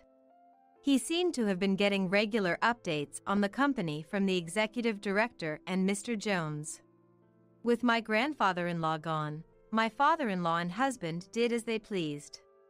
Self-righteous, completely ignoring the opinions of the employees. Constant entertaining at the company's expense. He had handed over the company to my father-in-law, but he was worried about the future, so he took this measure. In the end, he decided he couldn't entrust it to his son and left it to the executive director. "What about the $1,820,000 debt?" "That's gone now." Indeed, my grandfather-in-law had been a guarantor for a friend's debt. But he also owned personal assets that exceeded that. After stepping back from the company's operations, he had invested in real estate and made a considerable profit. So there was no problem at all, but if I had said that, it was clear that my mother-in-law and husband would target it. That's why I only talked about the debt. The friend was the son of a benefactor who had helped my father-in-law when he was young. Moreover, since then, the countryside land that the son owned was going to be developed into a resort. And he was able to sell it at a high price, so there was no need to take on the debt. You're kidding! But more importantly, are you guys okay? We're not okay. Both my father and I were denounced by the company. What should we do now? Well, there's also the mortgage on the house. What? What do you mean, the mortgage on the house? Huh? You haven't realized it yet? The house money should have been all paid by Grandpa. Maybe you don't remember what Grandpa said at that time? When my mother-in-law talked to my grandfather-in-law about money, he had set the condition that if it's a house where everyone, including me, will live. In other words, if that wasn't the case, he wouldn't pay. Even if the house was in my father-in-law's name, my grandfather-in-law intended to pay if everyone was living together. That's just because you assumed Grandpa would pay and didn't look at the documents properly, right?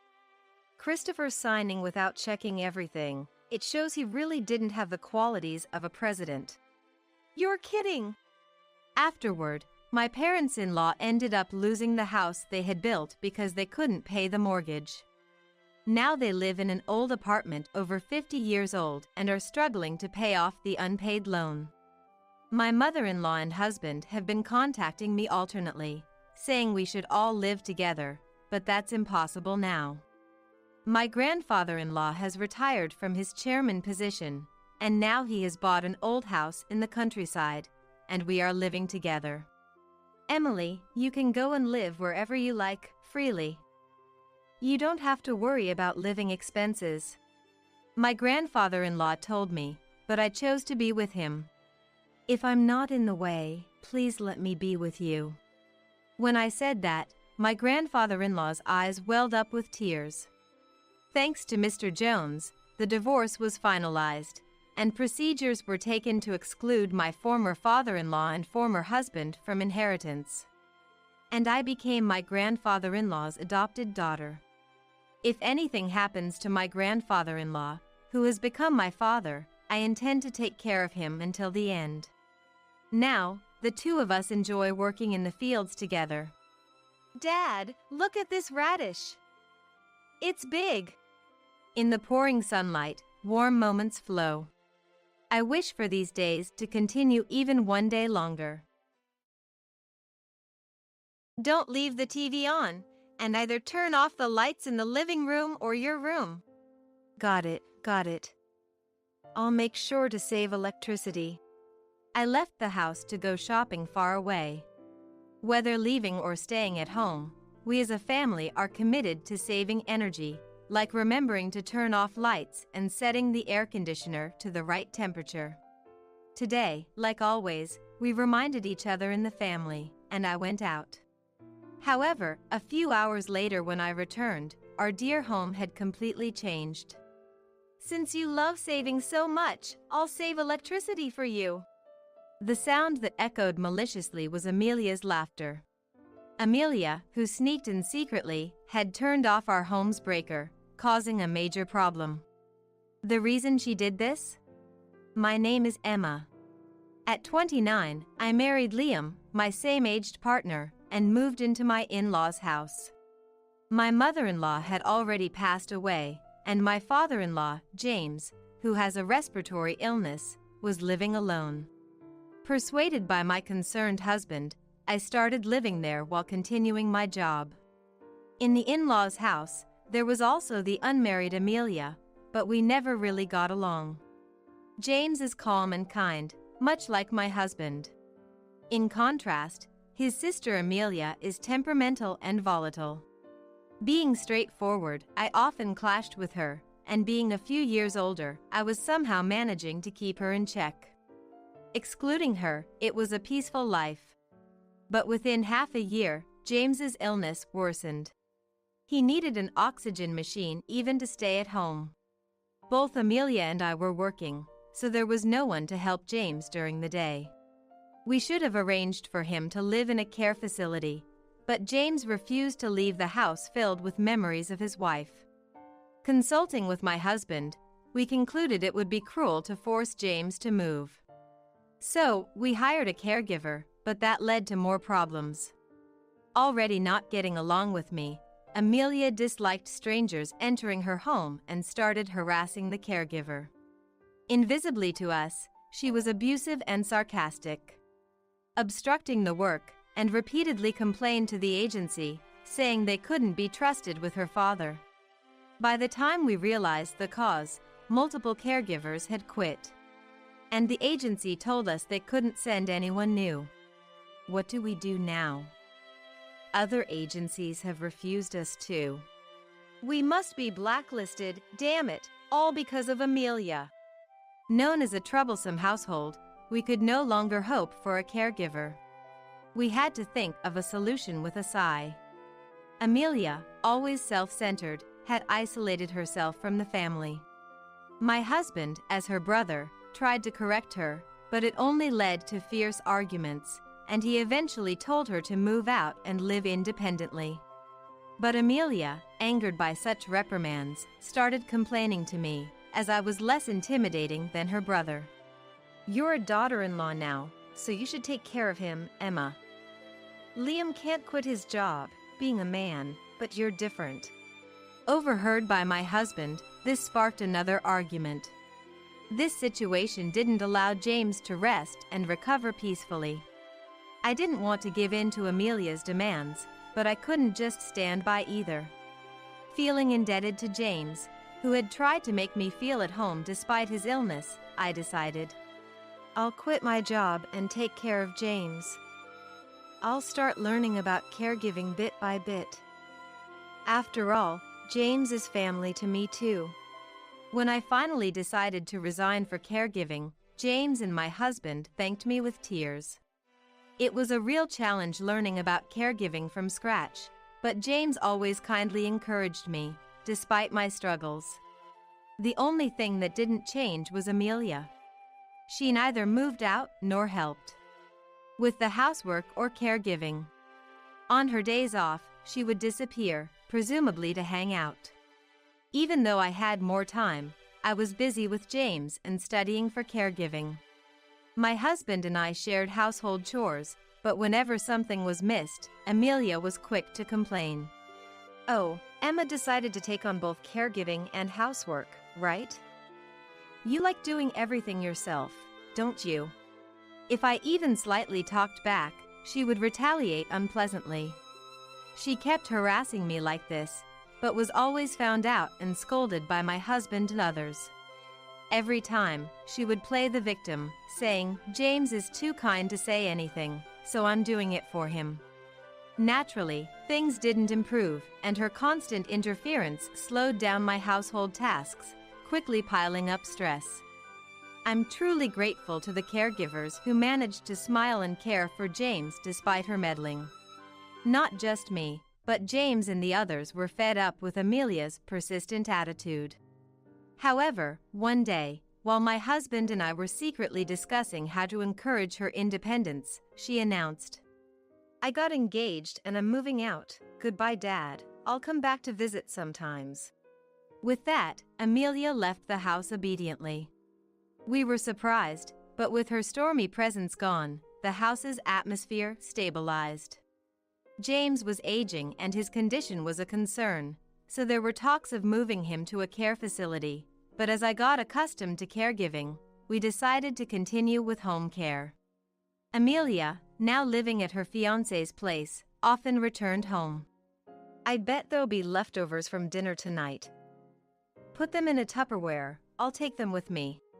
Apparently, she was relying on our leftovers to avoid cooking for her fiancé. Her selfishness remained, treating me like a housemaid as before. Amelia, don't order Emma around without helping yourself. Yeah, sorry Emma.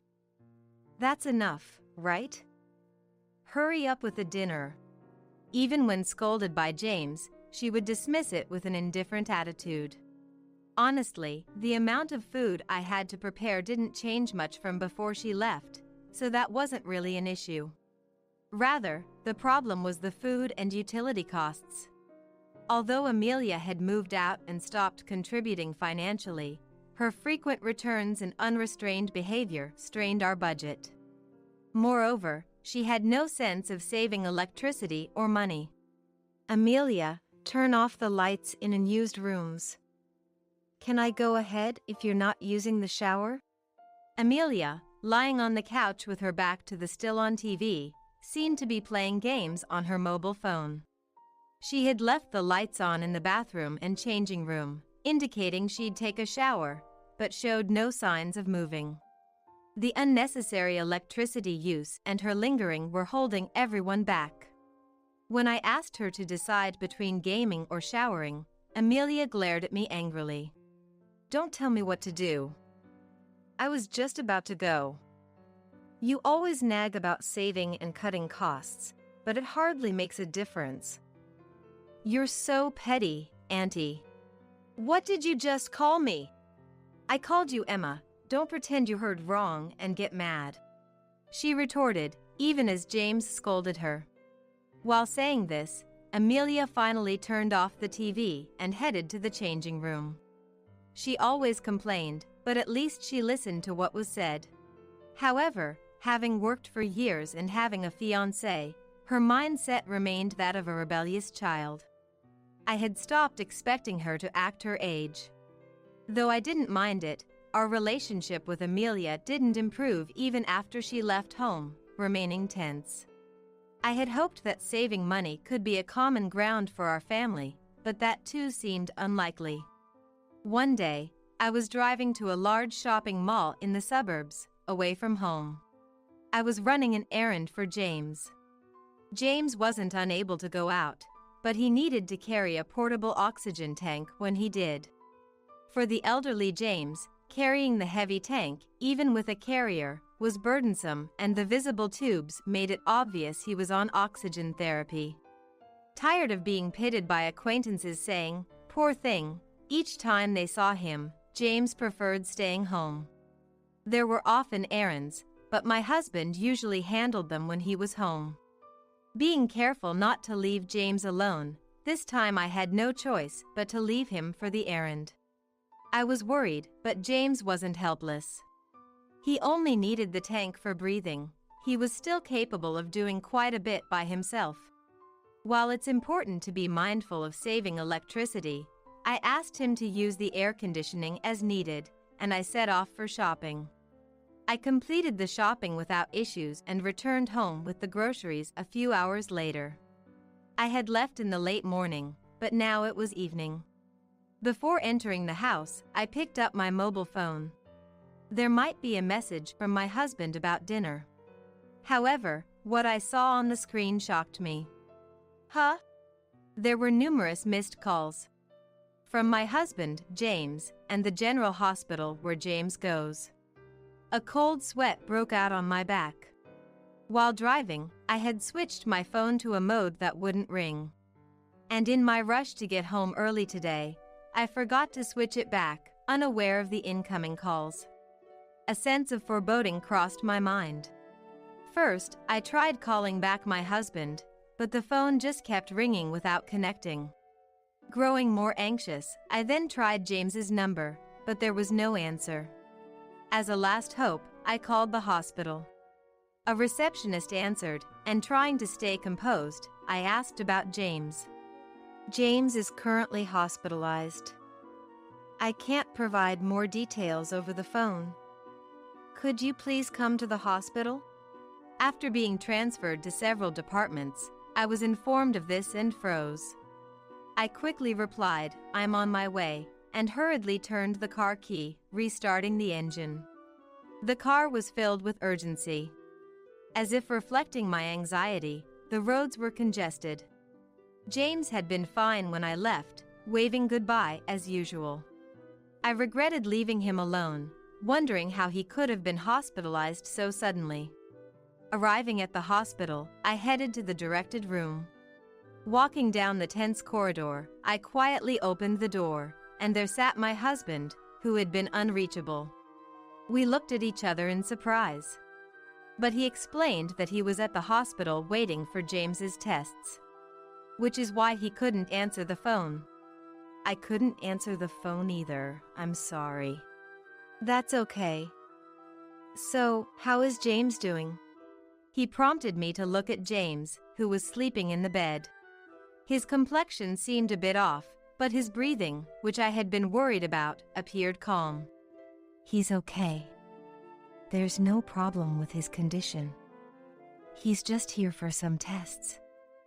Actually, hearing from my husband that James was not in danger, I finally relaxed. But why was James hospitalized? Just as I was about to ask that question, the door to the room burst open. It was Amelia, rushing in, her eyes filled with fear. She ignored us and ran straight to James's bed. Seeing him lying there, she let out a loud scream. What happened? Dad! Her voice was so loud that my husband hurried to calm her down. But her frantic voice echoed through the room. Please calm down! My husband tried to pull her away from the bed. Her frightened voice eventually quietened down, but then she suddenly glared at me and started yelling with intense emotion.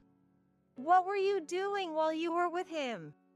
I was overwhelmed by her anger and lost for words. My husband intervened to calm her, but her anger was still directed at me. Confused, I was caught in a strange sensation. James needed oxygen, but such a sudden hospitalization seemed unlikely. Wait, can we talk calmly? My husband turned to us with a calm voice, explaining what he knew. James was transported here because the power to his oxygen device had turned off. After I left, James had been sleeping in his room, but during that time, the power went off. Awoken by breathlessness and trying to turn the device back on, it wouldn't work, and he couldn't reach me or my husband. James connected a portable tank and managed to calm down, but he was anxious about waiting for us to return. Feeling a headache, James decided to go to the hospital, but we usually drive him, so he had no way to get there. He tried to call a taxi, but his hands were trembling, making it difficult to dial. So, James went to ask the neighbors to call a taxi for him. The neighbor who came out to the entrance screamed upon seeing James. He was taken to the living room, laid down, and cooled with ice packs while waiting for the ambulance. That's when James realized he had gotten heat stroke. After that, thanks to the appropriate treatment at the hospital, James's condition stabilized and he was safe. My husband heard from the doctor that James might not have noticed the heat due to his age, and he thought the trembling hands and headache were just symptoms of aging. Because James had convulsions, he was immediately treated and hospitalized for testing, leading to the current situation. After hearing this explanation from my husband, I asked him a daring question. It's unlikely that the power source for the device wouldn't work. Didn't we install it in a place where the plug couldn't be accidentally pulled out? My husband furrowed his brow and seemed deep in thought. Amelia remained silent during this time, but her face was visibly pale. That's right.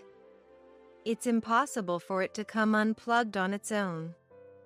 I went back home to check, and the plug wasn't out. Then how? I was even more confused by my husband's words.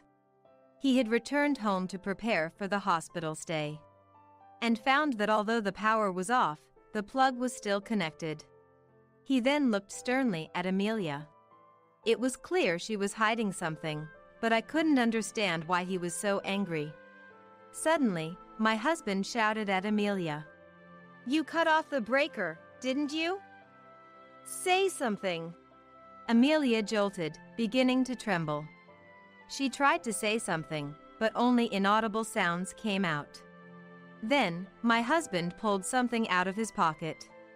The hospital had tried to contact me, my husband, and Amelia several times, but my husband was the first to get through. When he returned home for the preparations, he immediately sensed something odd. As soon as he opened the door, a wave of incredible heat hit him. The lights in the entrance hall didn't work. Realizing this, he checked around the house and found all electrical appliances were off. He rushed to check the breaker, and as expected, the switch was turned off. Surprised and suspicious, he wondered why this happened. There was no event like a lightning strike to cause the breaker to trip, and no other houses seemed to be affected by a power outage. However, he then remembered something. Our house had several security cameras installed. Before we got married, a burglar had broken into the house, and James had installed them for my mother-in-law's peace of mind. Even though we were saving money, these were kept for everyone's safety, and we weren't allowed to remove them. Footage up until the power outage should still be there, my husband thought, so he quickly restored the power and checked the recordings. I have the footage here. I transferred it to show both of you. In the hospital room, my husband took out his mobile phone. He showed us the transferred footage. The first thing shown was the familiar view of our house's entrance. A few minutes after I left, Amelia appeared. I was surprised to learn she had come to the house and involuntarily glanced at her. She entered the house using her key. Unlike her usual noise, she looked around suspiciously, almost as if she was checking if I was away. My husband then switched to the footage from a camera inside the entrance. The breaker in our house is located near the ceiling above the shoe rack.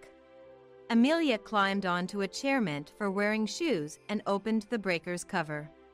What are you doing? Even though I knew what was coming, I couldn't suppress my scream. The camera had sound recognition, so along with the movement noises, her dreadful whispering was recorded. This is the breaker, right? If the fridge stops, Emma will calm down a bit. Her malicious laughter echoed in the silent hospital room. I'll save electricity for you, your favorite. After that, the footage ended due to her turning off the breaker. We were all speechless and motionless. If the breaker was off, of course, the whole house's power supply would stop. The contents of the fridge must have spoiled in the hours before my husband noticed. Her frantic behavior when she rushed into the hospital room suggested she hadn't realized her actions could endanger James's life, a very malicious way to punish me. However, her reaction was unbelievable. It's because you're always nagging about saving electricity. Without any signs of remorse, and with tears in her eyes, Amelia started justifying herself.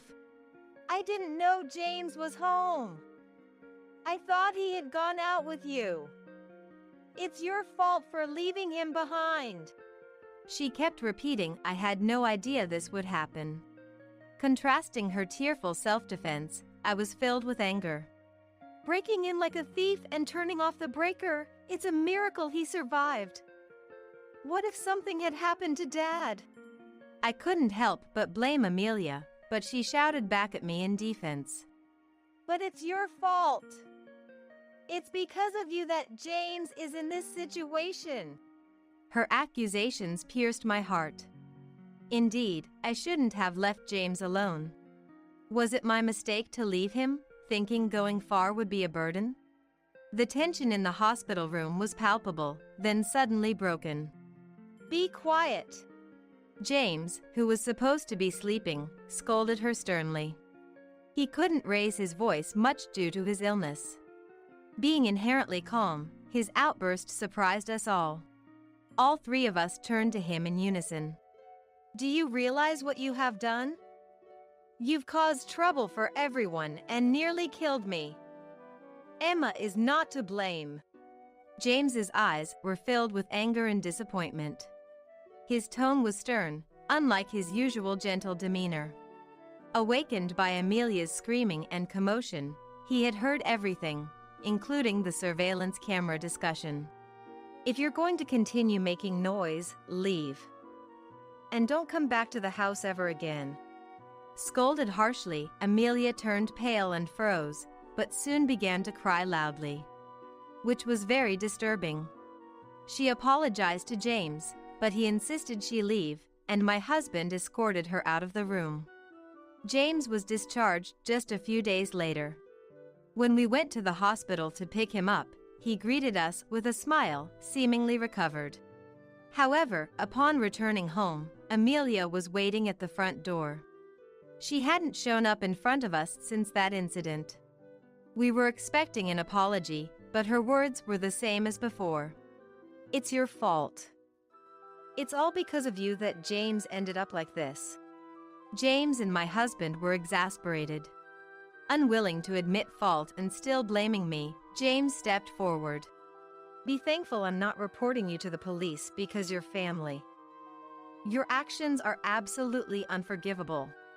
His cold voice in the hospital room hadn't changed, and she fell silent. But James didn't stop there. He seemed to despise her from the bottom of his heart. It's disownment. I can't believe you still don't realize the severity of what you've done. Don't come to our house again. I went to the hospital, but I won't attend your wedding either. He spoke harshly, pushed Amelia aside, and entered the house vigorously. She was probably not expecting to be disowned by her own father, and stood there in shock.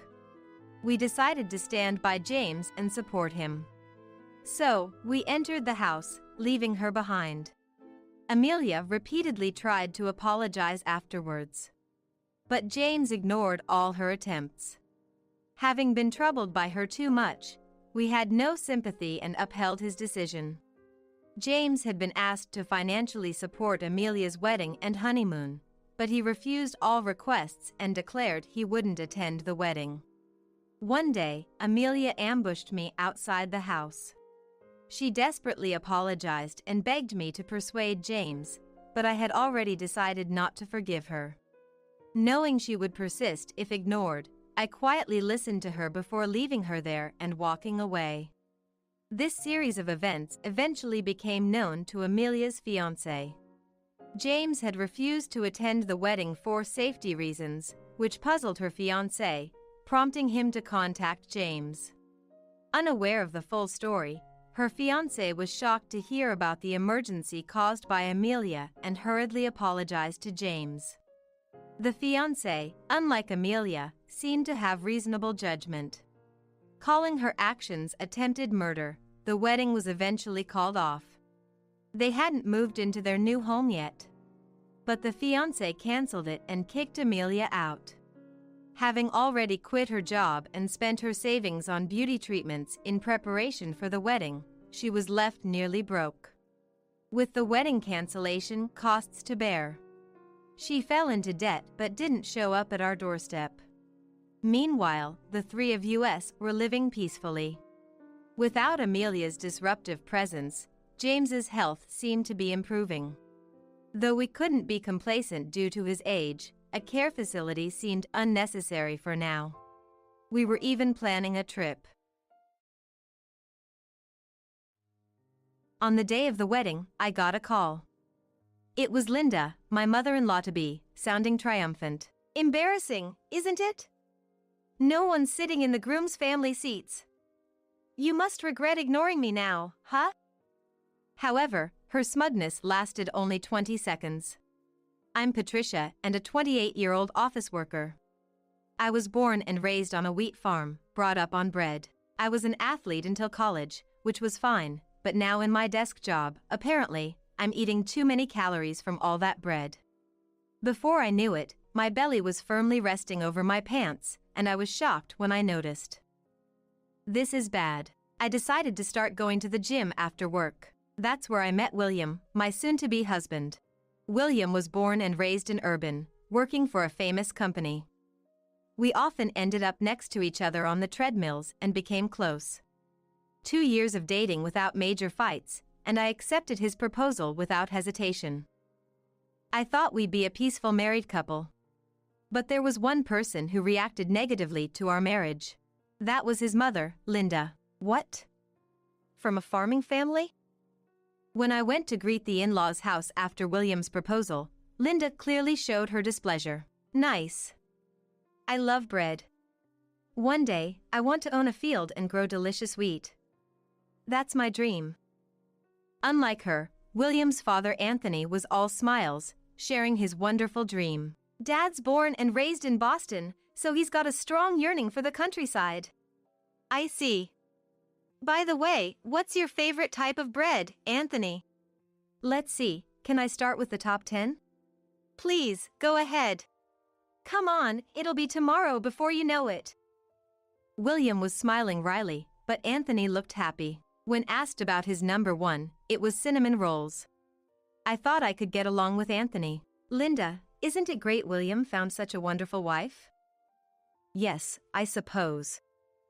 Linda looked me up and down. But I wonder if a girl raised in the peaceful countryside, from a farming family, can fit in with us city folk. I'm worried. Sorry? I was shocked by her sudden rude remark. She continued to look down on me. Listen. Patricia, you're from the countryside, so you might not know, but you should make an appointment when meeting people. Don't just barge in with muddy corn. It's embarrassing. Mom! William looked at her in shock. Anthony was so surprised he froze with his cup in hand. But she didn't stop. Children's education starts before preschool. If they're raised like you were, they'll stick out in the city. Don't embarrass William and us. Hey, what are you saying? Anthony, snapping back to reality, hurried to scold Linda. But she just smiled sweetly. I'm just worried as a woman. Can this simple, laid-back girl fit into our family, living in Boston for generations? Wouldn't she be happier returning to the countryside, finding a man more suited to her? Yeah, perhaps. I'd never met someone who could insult a person so elegantly with a smile on their face. Not in the countryside, and I doubt even in the city. William seemed disgusted by his mother's words too. Mom, you're being incredibly rude to Patricia and her parents. We're just a family born and raised in Boston, nothing special. Also, she's been living in here for 10 years, working hard in an office, so there's nothing to worry about. We'll see about that.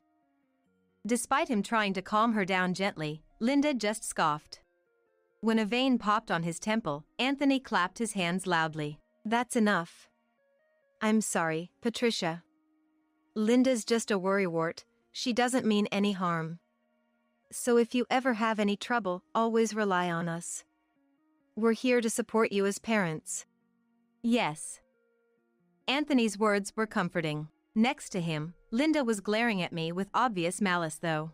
Worried about the upcoming married life, I hastily swallowed the sigh that almost escaped. I then reported to my parents and started preparing for the wedding. Having many friends who married earlier, I had some ideals like, that ceremony was lovely, or I'd like to try such a performance. However, there were always obstructions. Yes, that was Linda. First, she insisted on coming to see me try on wedding dresses. William tried to refuse, but she ambushed us at the meeting spot and forcefully joined. Every time I tried on a dress, she'd say, "Your bread-like face doesn't suit the dress." What kind of face is that? Then she'd say, "This dress would look better on me, let me try it on." Seriously troubling the coordinators with her absurd comments. At my limit, William had to forcibly remove her from the store, and the day ended with apologies instead of dress fittings. I was utterly down, but I felt sorrier for William, with such an unreasonable mother. Linda didn't just interfere with the wedding dress. She tried to cancel the video filming, saying it was unnecessary for a country girl, and unilaterally inserted her hula dance circle's performance into the program. She even called the venue to change the wedding favors, claiming it was the norm in city weddings to give an unmanageable amount. I was at my breaking point.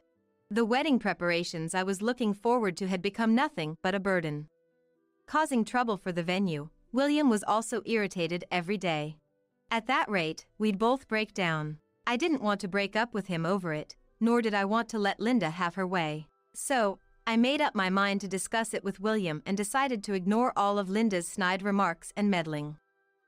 Then suddenly, Linda's persistent attacks stopped. Perhaps she got bored because I remained expressionless no matter what she did. Just as I was feeling relieved yet a bit sorry for her, Anthony came to tell me something with a troubled look. Linda is crying that she's being harassed by Patricia. So that's her next move. Sighing, I explained the truth to him, with William equally dismayed. Hearing about Linda's antics, his face grew darker. I'm so sorry. Linda actually proposed to skip the wedding day. I thought that was too much and came to secretly consult with you too. What? Not only had she filled Anthony with lies, but she'd also planned such an outrageous act. She said the absence of the groom's parents would be a silent protest on behalf of a son brainwashed by his wife. She's even trying to persuade Margaret and Stephen to skip. Margaret and Stephen too? William was shocked. Margaret is William's older sister, and Stephen is his younger brother. She must have filled their ears with all sorts of bad things about me. My stomach churned. I understood she didn't like having a country girl as a wife. But didn't she realize how much shame and sorrow this would bring to William? It's okay, she doesn't have to come. With a face paler than blue, William murmured, If she wants to skip, let her. Forcing her to attend won't do any good. What I need to protect is Patricia. William. I felt like crying at his words. Seeing us like that, Anthony looked down. I've been with Linda for so many years, I can't let go of my trust in her. But I truly want to support William and Patricia. Anthony. How can Linda be such a twisted person when she's with these two wonderful people? Honestly, I want to follow William's suggestion and ban Linda, but that would leave a lingering unease in Anthony's heart. After much deliberation, we decided to carry out a plan. If it failed, then Linda was truly beyond redemption. One day of the end of November, it was the wedding day. In the backstage room for family greetings, Linda was nowhere to be seen. Looking at Anthony, he quietly shook his head. It seemed our plan didn't work. He looked sad, yet there was a sense of resolve in his expression. I feel relieved Linda didn't come, although I feel sorry for him. My father Robert led me down the aisle, walking stiffly like a robot. Friends smiling and blessing us. A typical, happy wedding scene. Nothing strange, except for the absence of the groom's mother. The ceremony ended without Linda. Before the reception, I checked my mobile phone in the bridal room and saw a missed call. It was Linda. I invited a person waiting outside the room in, and quietly pressed the redial button. The call connected immediately, and an excited Linda started talking hurriedly. Oh, Patricia. Aren't you in the middle of the ceremony? Surprising that a bride has the time to answer the phone. Linda. Right? You're surprised, aren't you? Confused? Embarrassed with no one sitting in the groom's family seats? Regretting ignoring me now, huh? Well. You thought I calmed down, so you're off the hook? Wrong. Neither Anthony, Margaret, Stephen, nor I acknowledge a country girl like you. Everyone hates becoming relatives with a plain girl like you. Serves you right. She laughed triumphantly, thinking she'd won. What a foolish person. I turned to the person next to me. That's what she says, Anthony. Hey! Are you listening? Hey! She stopped talking. Oh, what did I say? Huh? Anthony? You said you weren't coming today, huh? She was rattled by the unexpected presence of someone she'd thought wouldn't be there. No parent would boycott their son's wedding. You're the only one that unreasonable. What? What does that mean? It's only you who's not here, Linda. Huh? Why? You're kidding, right? Patricia doesn't lie like you. Margaret and Stephen are here, wishing for William's happiness. I'm disappointed in you. We'll talk about the future later. Wait! What's happening? As she floundered, Anthony ended the call, rejecting her. Patricia, I'm sorry for involving you in this farce even on your wedding day. I gently stroked Anthony's arm, as if to comfort him. Our plan wasn't anything grand. Anthony wouldn't tell Linda that he knew the truth from us. Until the day before the wedding, he'd pretend to be on Linda's side, encouraging her to change her ways. If she repented by the wedding day, I'd pretend her actions never happened. If she didn't, Anthony would attend without her knowing. That was the whole plan. Until the wedding day, Anthony had hoped she would have a change of heart, but it seemed she'd just made up non-existent grievances and never truly changed. Disgusted by her ugliness, he finally gave up, realizing that involving her in the wedding would be unbelievable. Of course, Margaret and Stephen were fully aware of everything. The wedding, without Linda, ended without major issues in a warm atmosphere. As we were about to return to the dressing room after seeing off the guests with smiles, furious Linda stormed down the hallway with the red carpet. Just a minute. Patricia. Oh, look, Madam Boycott. What? You're the worst, Mom. Startled by my preemptive strike and William's cold voice, Linda faltered for a moment. But she quickly recovered and clung to William's tuxedo. No, William, I just wanted your happiness. Enough, Linda. Hearing her scream, Anthony appeared. Margaret and Stephen also peeked out from behind him. Anthony! Why? Why are you on Patricia's side? Didn't I tell you what this woman did to me? I checked everything with William and the others. Linda, you are the one in the wrong. How come? This is terrible. She collapsed to the floor, crying like a victim, as William looked down on her with disdain. You brought this on yourself. Good for you, you got to boycott my wedding, just like you wanted. No, it's not that. Then what is it? You know, I wanted to wake you up. Yes. Everyone must have thought it's strange for a groom's mother to be absent. They must have realized there's a problem with the wife. Yeah, so I explained it to them. Huh? That the groom's mother boycotted the wedding because she disapproves of his foreign-born wife. What? Everyone felt disgusted and sympathetic towards Patricia. What the hell? But it was cool, you know, when he declared, I will absolutely protect my wife. Wait, just a minute. What do you mean? I'm like the villain here. Watching a flustered Linda, William sighed in exasperation. Anyone can see that you're the villain, right? Me? Yeah, you are. Anthony nodded. Anthony, why would you say that? It's because of this woman. She's deceived William and now Anthony, making me the outcast. Still such foolishness. Even the kind Anthony was dismayed by her terrible behavior. She still looked around for an ally. Spotting Margaret, her face brightened. Margaret! You have children, you understand my feelings, right? You want your children to be happy, right? You should think so too? Yes. Right? That's why I'll warn my children never to marry into a family with trash like you. Huh? She was shocked by Margaret's emotionless sarcasm. I'll make sure not to tell you when I get married. I don't want my wife running away. Stephen's tone was light, but his eyes clearly showed contempt. What are you saying, Stephen? I am your mother, you know. Yeah. I'm so disappointed. I always respected Mom, and now to find out she's such a terrible person. Exactly. Apologize to Patricia quickly. The relatives blamed on her. Oh my goodness. Finally, she seemed to realize she had no allies. Unable to find any words of retaliation, she looked around and stammers. Anthony reached out to take his pitiful wife home, but she flailed and protested. No. I'm not the bad one. Hey. I'm not bad. Hey, enough already. Believe me. Linda cried and screamed like a child. Thinking crying would get her forgiveness, she was really like a child. Of course, no one found it endearing or felt sympathy for a 57-year-old Linda behaving like that. Eventually, she was unceremoniously grabbed by the arms by Anthony and Stephen and dragged away. Is that city manners? It might be. I couldn't help but make a sarcastic comment, to which William responded with a dry laugh. After that, Anthony and Linda separated. Linda was reluctant, but her mother, who learned of her daughter's disgrace at the wedding, tearfully took her back.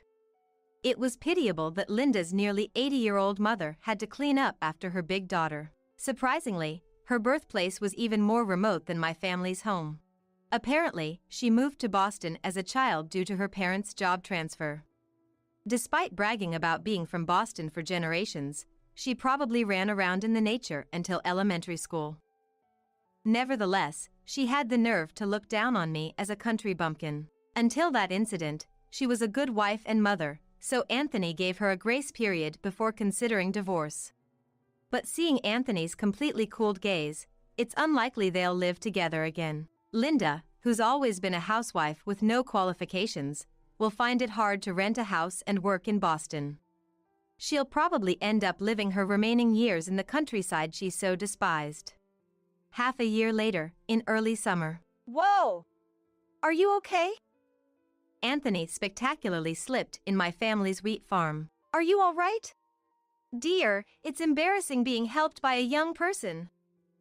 Embarrassed, he scratched his cheek with his muddy hand. Hearing his yell, my father and William came rushing over from the next field. Oh my, you've been training hard. Come on, Dad. I scolded my father's teasing, but Anthony just laughed it off. I really need to work on my strength and balance. City folks for you, Dad. At William's remarked, the four of us broke into laughter. After Memorial Day, bread-loving Anthony had offered to help with weeding. Though machines have reduced the need for manual labor, there are still places that need a human touch. Both Anthony and William handle the seedlings carefully and take on the heavy lifting, much to my parents' gratitude. We ate sandwiches made by my mother, overlooking the fields. The sound of the wind rustling the wheat was soothing. Wow, such a nice view. I could eat 3 sandwiches just with this scenery. That's nothing, I could eat 10. Don't compete over something like that. William and Anthony seemed to be enjoying themselves. Watching them, my parents looked happy too, and my heart warmed. Getting married, connecting families, and sharing joy is wonderful. Linda was a regrettable person, but meeting William and becoming family with Anthony is something I'm truly grateful for. Sandwiches under the blue sky with my beloved family. Simple, yet more delicious than any dish I could ask for. You know, I remarried a beautiful and young woman unlike you. My ex-husband Duke said to me with a vulgar smile. It's only been a week since our divorce, and he's already remarried. He probably was cheating on me even while we were married. For a while after we got married, Duke and I were a happy couple. We both loved kids and were conscious about having them right from the start of our marriage. I can't wait to have kids. I want a daughter and a son, Duke would say excitedly, imagining our future. But we struggled to conceive. Gradually, our relationship soured, and we ended up hating each other and divorced. A week later, I ran into him at a shopping mall, where I went to distract myself. My name is Lynn. A woman in her 30s and a corporate employee. I met Duke, who's 4 years older than me, through friends. And got married 3 years ago. Duke and I both loved kids and wanted to start a family early. I really hope we have kids soon. I'd like a daughter and a son, Duke used to say. Yeah, I don't mind the gender as long as they're healthy. But I do want more than 2. I would respond. We happily talked about what our kids might look like, what their personalities would be like, eagerly awaiting their arrival. However, even after 1 year, then 2, we couldn't conceive. During the first year, Duke said, It didn't work out again. But no rush, we'll be fine. But after the second year, he started to become bitter. What, it didn't work out again? Someone I know had a baby just 2 months after getting married. Why can't we have one? He complained. I don't know what to say. Our relationship deteriorated from that point. Duke's behavior became harsher, and I couldn't handle it alone anymore. I often confided in my best friend Johanna. Johanna always listened seriously to my problems. I see. Duke really wants a child, so I understand his disappointment. But he should be more considerate of you, she said sympathetically. I know. He's changed so much. He used to be so kind, I said, reminiscing about the old Duke and sighing deeply. Johanna and I shared our deepest troubles with each other, things we couldn't tell anyone else. Time passed, and we still couldn't have children. Before we knew it, 3 years of marriage had gone by. Realizing that natural conception might be impossible, I decided to suggest fertility treatments to Duke. After dinner and while drinking coffee, I approached Duke. Hey, Duke. We haven't had a child in 3 years, right? I'm 34 now, so maybe it's time to consider fertility treatments? Duke's face showed blatant annoyance at my words. Fertility treatments? Isn't it because you're getting old and decrepit that we can't have kids? If you're gonna do it alone. That's not something you can just say. I was taken aback by his harsh response and was at a loss for words. I'm not doing it. There's no way the problem is with me. Duke spat out those words and immediately left for the bedroom. Left alone, I stood there stunned. Does Duke not want to cooperate at all? I muttered, filled with a mix of emptiness and sadness. With no other choice, I decided to visit a fertility clinic alone. After a thorough examination. Where's your husband? It's important to have his cooperation. Infertility issues are often on the male side. Make sure he comes with you next time. The doctor asked. Encouraged by the doctor's words, I tried to discuss fertility treatments with Duke again that night. Fertility treatments won't work if it's just me. You need to get tested too. Can you please come to the hospital with me? Are you saying it's my fault? It's obviously you, the woman, who's the problem. I have nothing to do with it. I told you to do it alone if you're going to do it. Don't drag me into this. Duke exploded in anger. But infertility often lies on the male side. If the doctor said so, it must be true. The doctor also said that the husband needs to cooperate. Please, Duke, come to the hospital with me. I tried desperately to persuade Duke. Despite his irritation. Fine, I'll go. Just stop nagging. Duke eventually agreed, albeit grudgingly. A few days later, I took Duke to the fertility clinic. After his examination, Duke emerged from the testing room looking irritated, his face twisted in frustration. We were waiting in the reception area to hear both my previous results and Duke's recent test. Due to the clinic's busy schedule, we were not called for a while. Being impatient, Duke abruptly stood up and said, "I'm leaving." He ignored my attempts to stop him and left alone. I had no choice but to hear the results alone. Finally called in, the doctor's revelation left me in shock. I need to tell Duke. I rushed home, opened the door, and said, "I'm back." I washed my hands and headed to the living room, where an infuriated Duke awaited. What's wrong? Hey! What are you playing at? I thought infertility testing would be simpler, but why did I have to go through that? It was humiliating.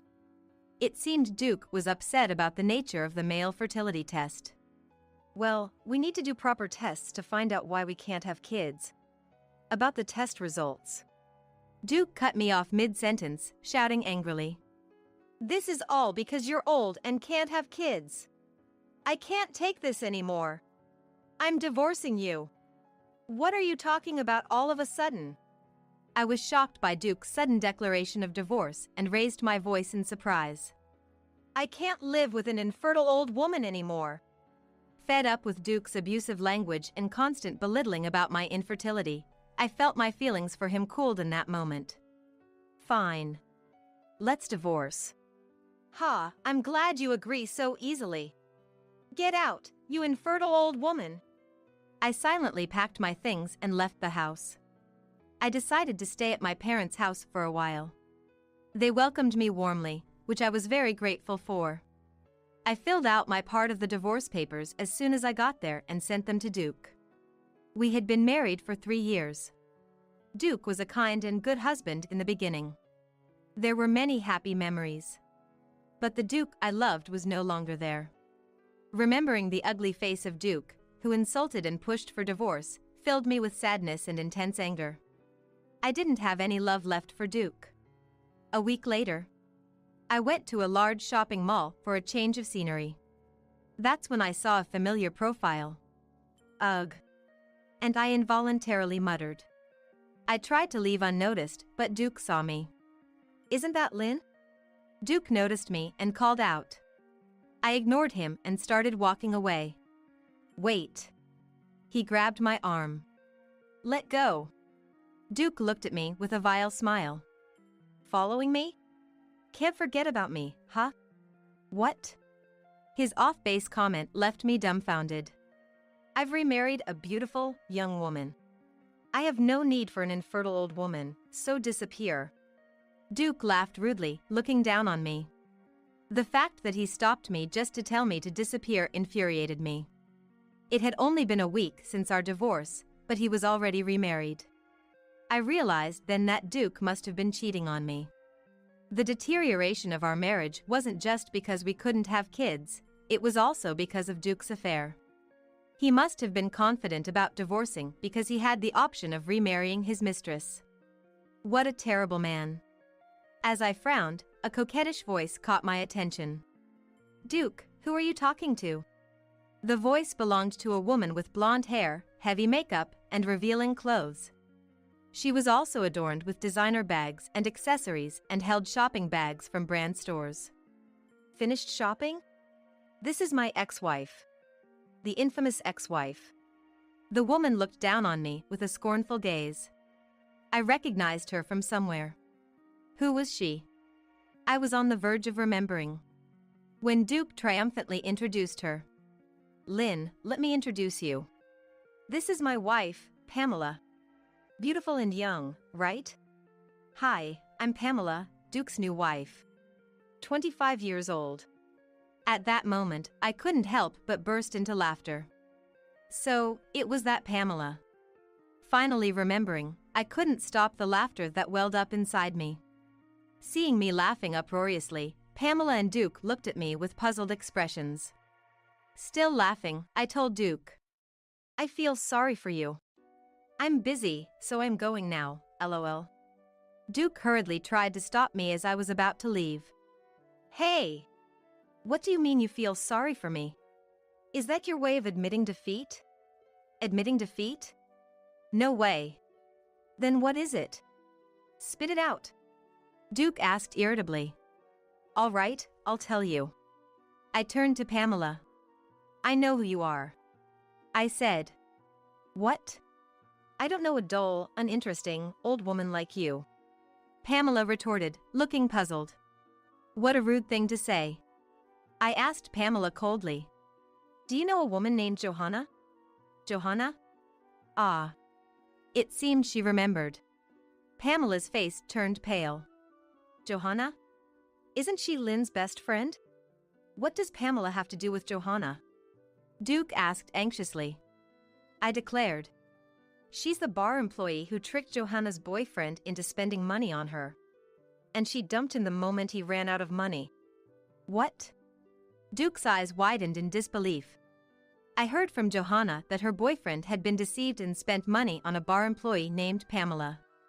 Despite the bar explaining it was just part of the job, he believed they were truly in love and bought her expensive bags and designer watches. Johanna decided she didn't need a man who could be deceived by a bar employee. She had shown me a photo of this woman, Pamela. Johanna's naive boyfriend believed Pamela's seductive words, but Pamela went as far as having physical relationships outside the bar and even checking houses to live after they were married. And there were multiple men she did this to. It wasn't just Johanna's boyfriend. You seem to have manipulated several men, a trade company executive, a small construction company's CEO, and a county administrator, right? But when they started holding back on spending, you cut ties with them. Duke, aren't you being deceived too? Are you sure you're okay? That's a lie. There's no way that's true. You're just making up lies because you're bitter, aren't you? Stop kidding around. Duke was furious, refusing to listen to my warning. Exactly. I would never do such a thing. I don't even know who Johanna is, and I've never made her boyfriend spend money on me. Everything you're saying is a lie. You're just jealous because I'm beautiful, right? Pamela confidently lied and shouted back at me. That's right. Lynn is just jealous of Pamela and making up stories, right?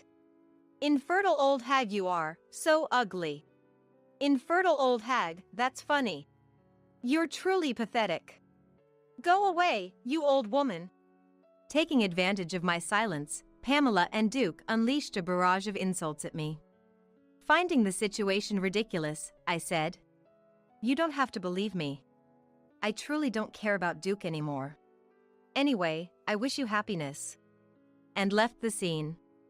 From behind me, It's all lies, right? Pamela, you're not deceiving me, are you? followed by Pamela's voice. Of course, it's a lie. Believe in me. Everything that old woman said was a lie. I heard. A few days later, I met Johanna and told her about the incident. Pamela remarried Duke. I was shocked when I heard you divorced Duke, but I never imagined he would marry that woman. Johanna was visibly surprised, her eyes and mouth wide open. Yes, it's true. It's a small world, isn't it? Indeed. But Duke, he's going to suffer. Knowing how Duke had treated me, Johanna smiled as if feeling relieved. I think Duke will end up in a miserable situation. Right now, he's completely infatuated with her. We laughed together. Sometime later, after work, I was about to head home as usual. Suddenly, "Lynn." I heard a listless voice from behind. I was startled and turned around to see Duke standing there. What do you want? Don't scare me like that. What are you doing here? Lend me some money. What? Duke looked much thinner than before, almost haggard, with sunken cheeks and eyes. His wrinkled clothes made him appear pitiful. I could guess the situation from his appearance and request. So, you're exhausted in every way because of that Pamela. Exactly. Just like you said. She just milked me for all I had, and the moment my savings ran out, she left me and filed for divorce. Just as I had warned, Pamela had married Duke for his money and left him as soon as it ran out. Foolish. I warned you politely, didn't I? I should have listened carefully to what you said. You know how much I spent on her? She's the worst. Don't you think I'm a victim? I was deceived, I'm the victim here. What? His claim of being a victim was astonishing. It was all his responsibility. Because she stripped me of everything, I can't even pay this month's rent, let alone the utilities. I'm sorry to ask, but can you lend me some money for my living expenses? If this continues, I'll become homeless. Duke's blatant opportunism left me utterly dismayed. Actually, I want to get back together with you, Lynn. Please reconcile with me. I realized your worth after being deceived by Pamela. Marry me again. It's a lifetime request. Marry me again. Duke begged tearfully. I looked at him coldly. Sorry, but I refuse. What? Why? Why? Have you forgotten how you treated me? I don't like you at all anymore. I hate you so much I don't even want to see your face. There's no chance of us getting back together. Duke turned red with rage. How dare you talk to me like that? I'm offering to reconcile with you, an infertile woman. Be grateful. Hearing Duke's words, I laughed. Why are you laughing? I just thought how mistaken you are, LOL. Mistaken? Duke asked, puzzled. The infertility issue wasn't with me, it was with you, Duke. What? Duke was speechless. You left the hospital without hearing the test results. I was going to tell you that night, but you started talking about divorce and never listened. The results showed you have almost no fertility, and natural conception is almost impossible. I, on the other hand, had no issues. That's a lie! It can't be true! There's no way I'm the cause of infertility! It's definitely you! Duke ranted, refusing to believe. I've never been sick, so how can I be infertile? It must be you! If you think it's a lie, go to the hospital and hear it yourself. I replied calmly. Is it true? No, it can't be. I can't be infertile. Duke was in total disarray, sweating profusely. He never thought the issue was with him. So, go and hear it directly from the doctor. If you plan to marry someone else in the future, it's better to know about your body, I said and left. Duke went to the clinic and learned the truth about his infertility. He called me several times, but I ignored them all. He then left voicemails. I was wrong. I'm sorry.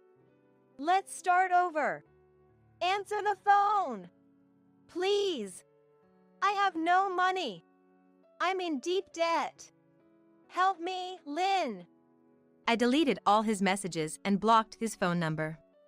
A few days after blocking him, I was ambushed by Duke in front of my office. Lynn, please.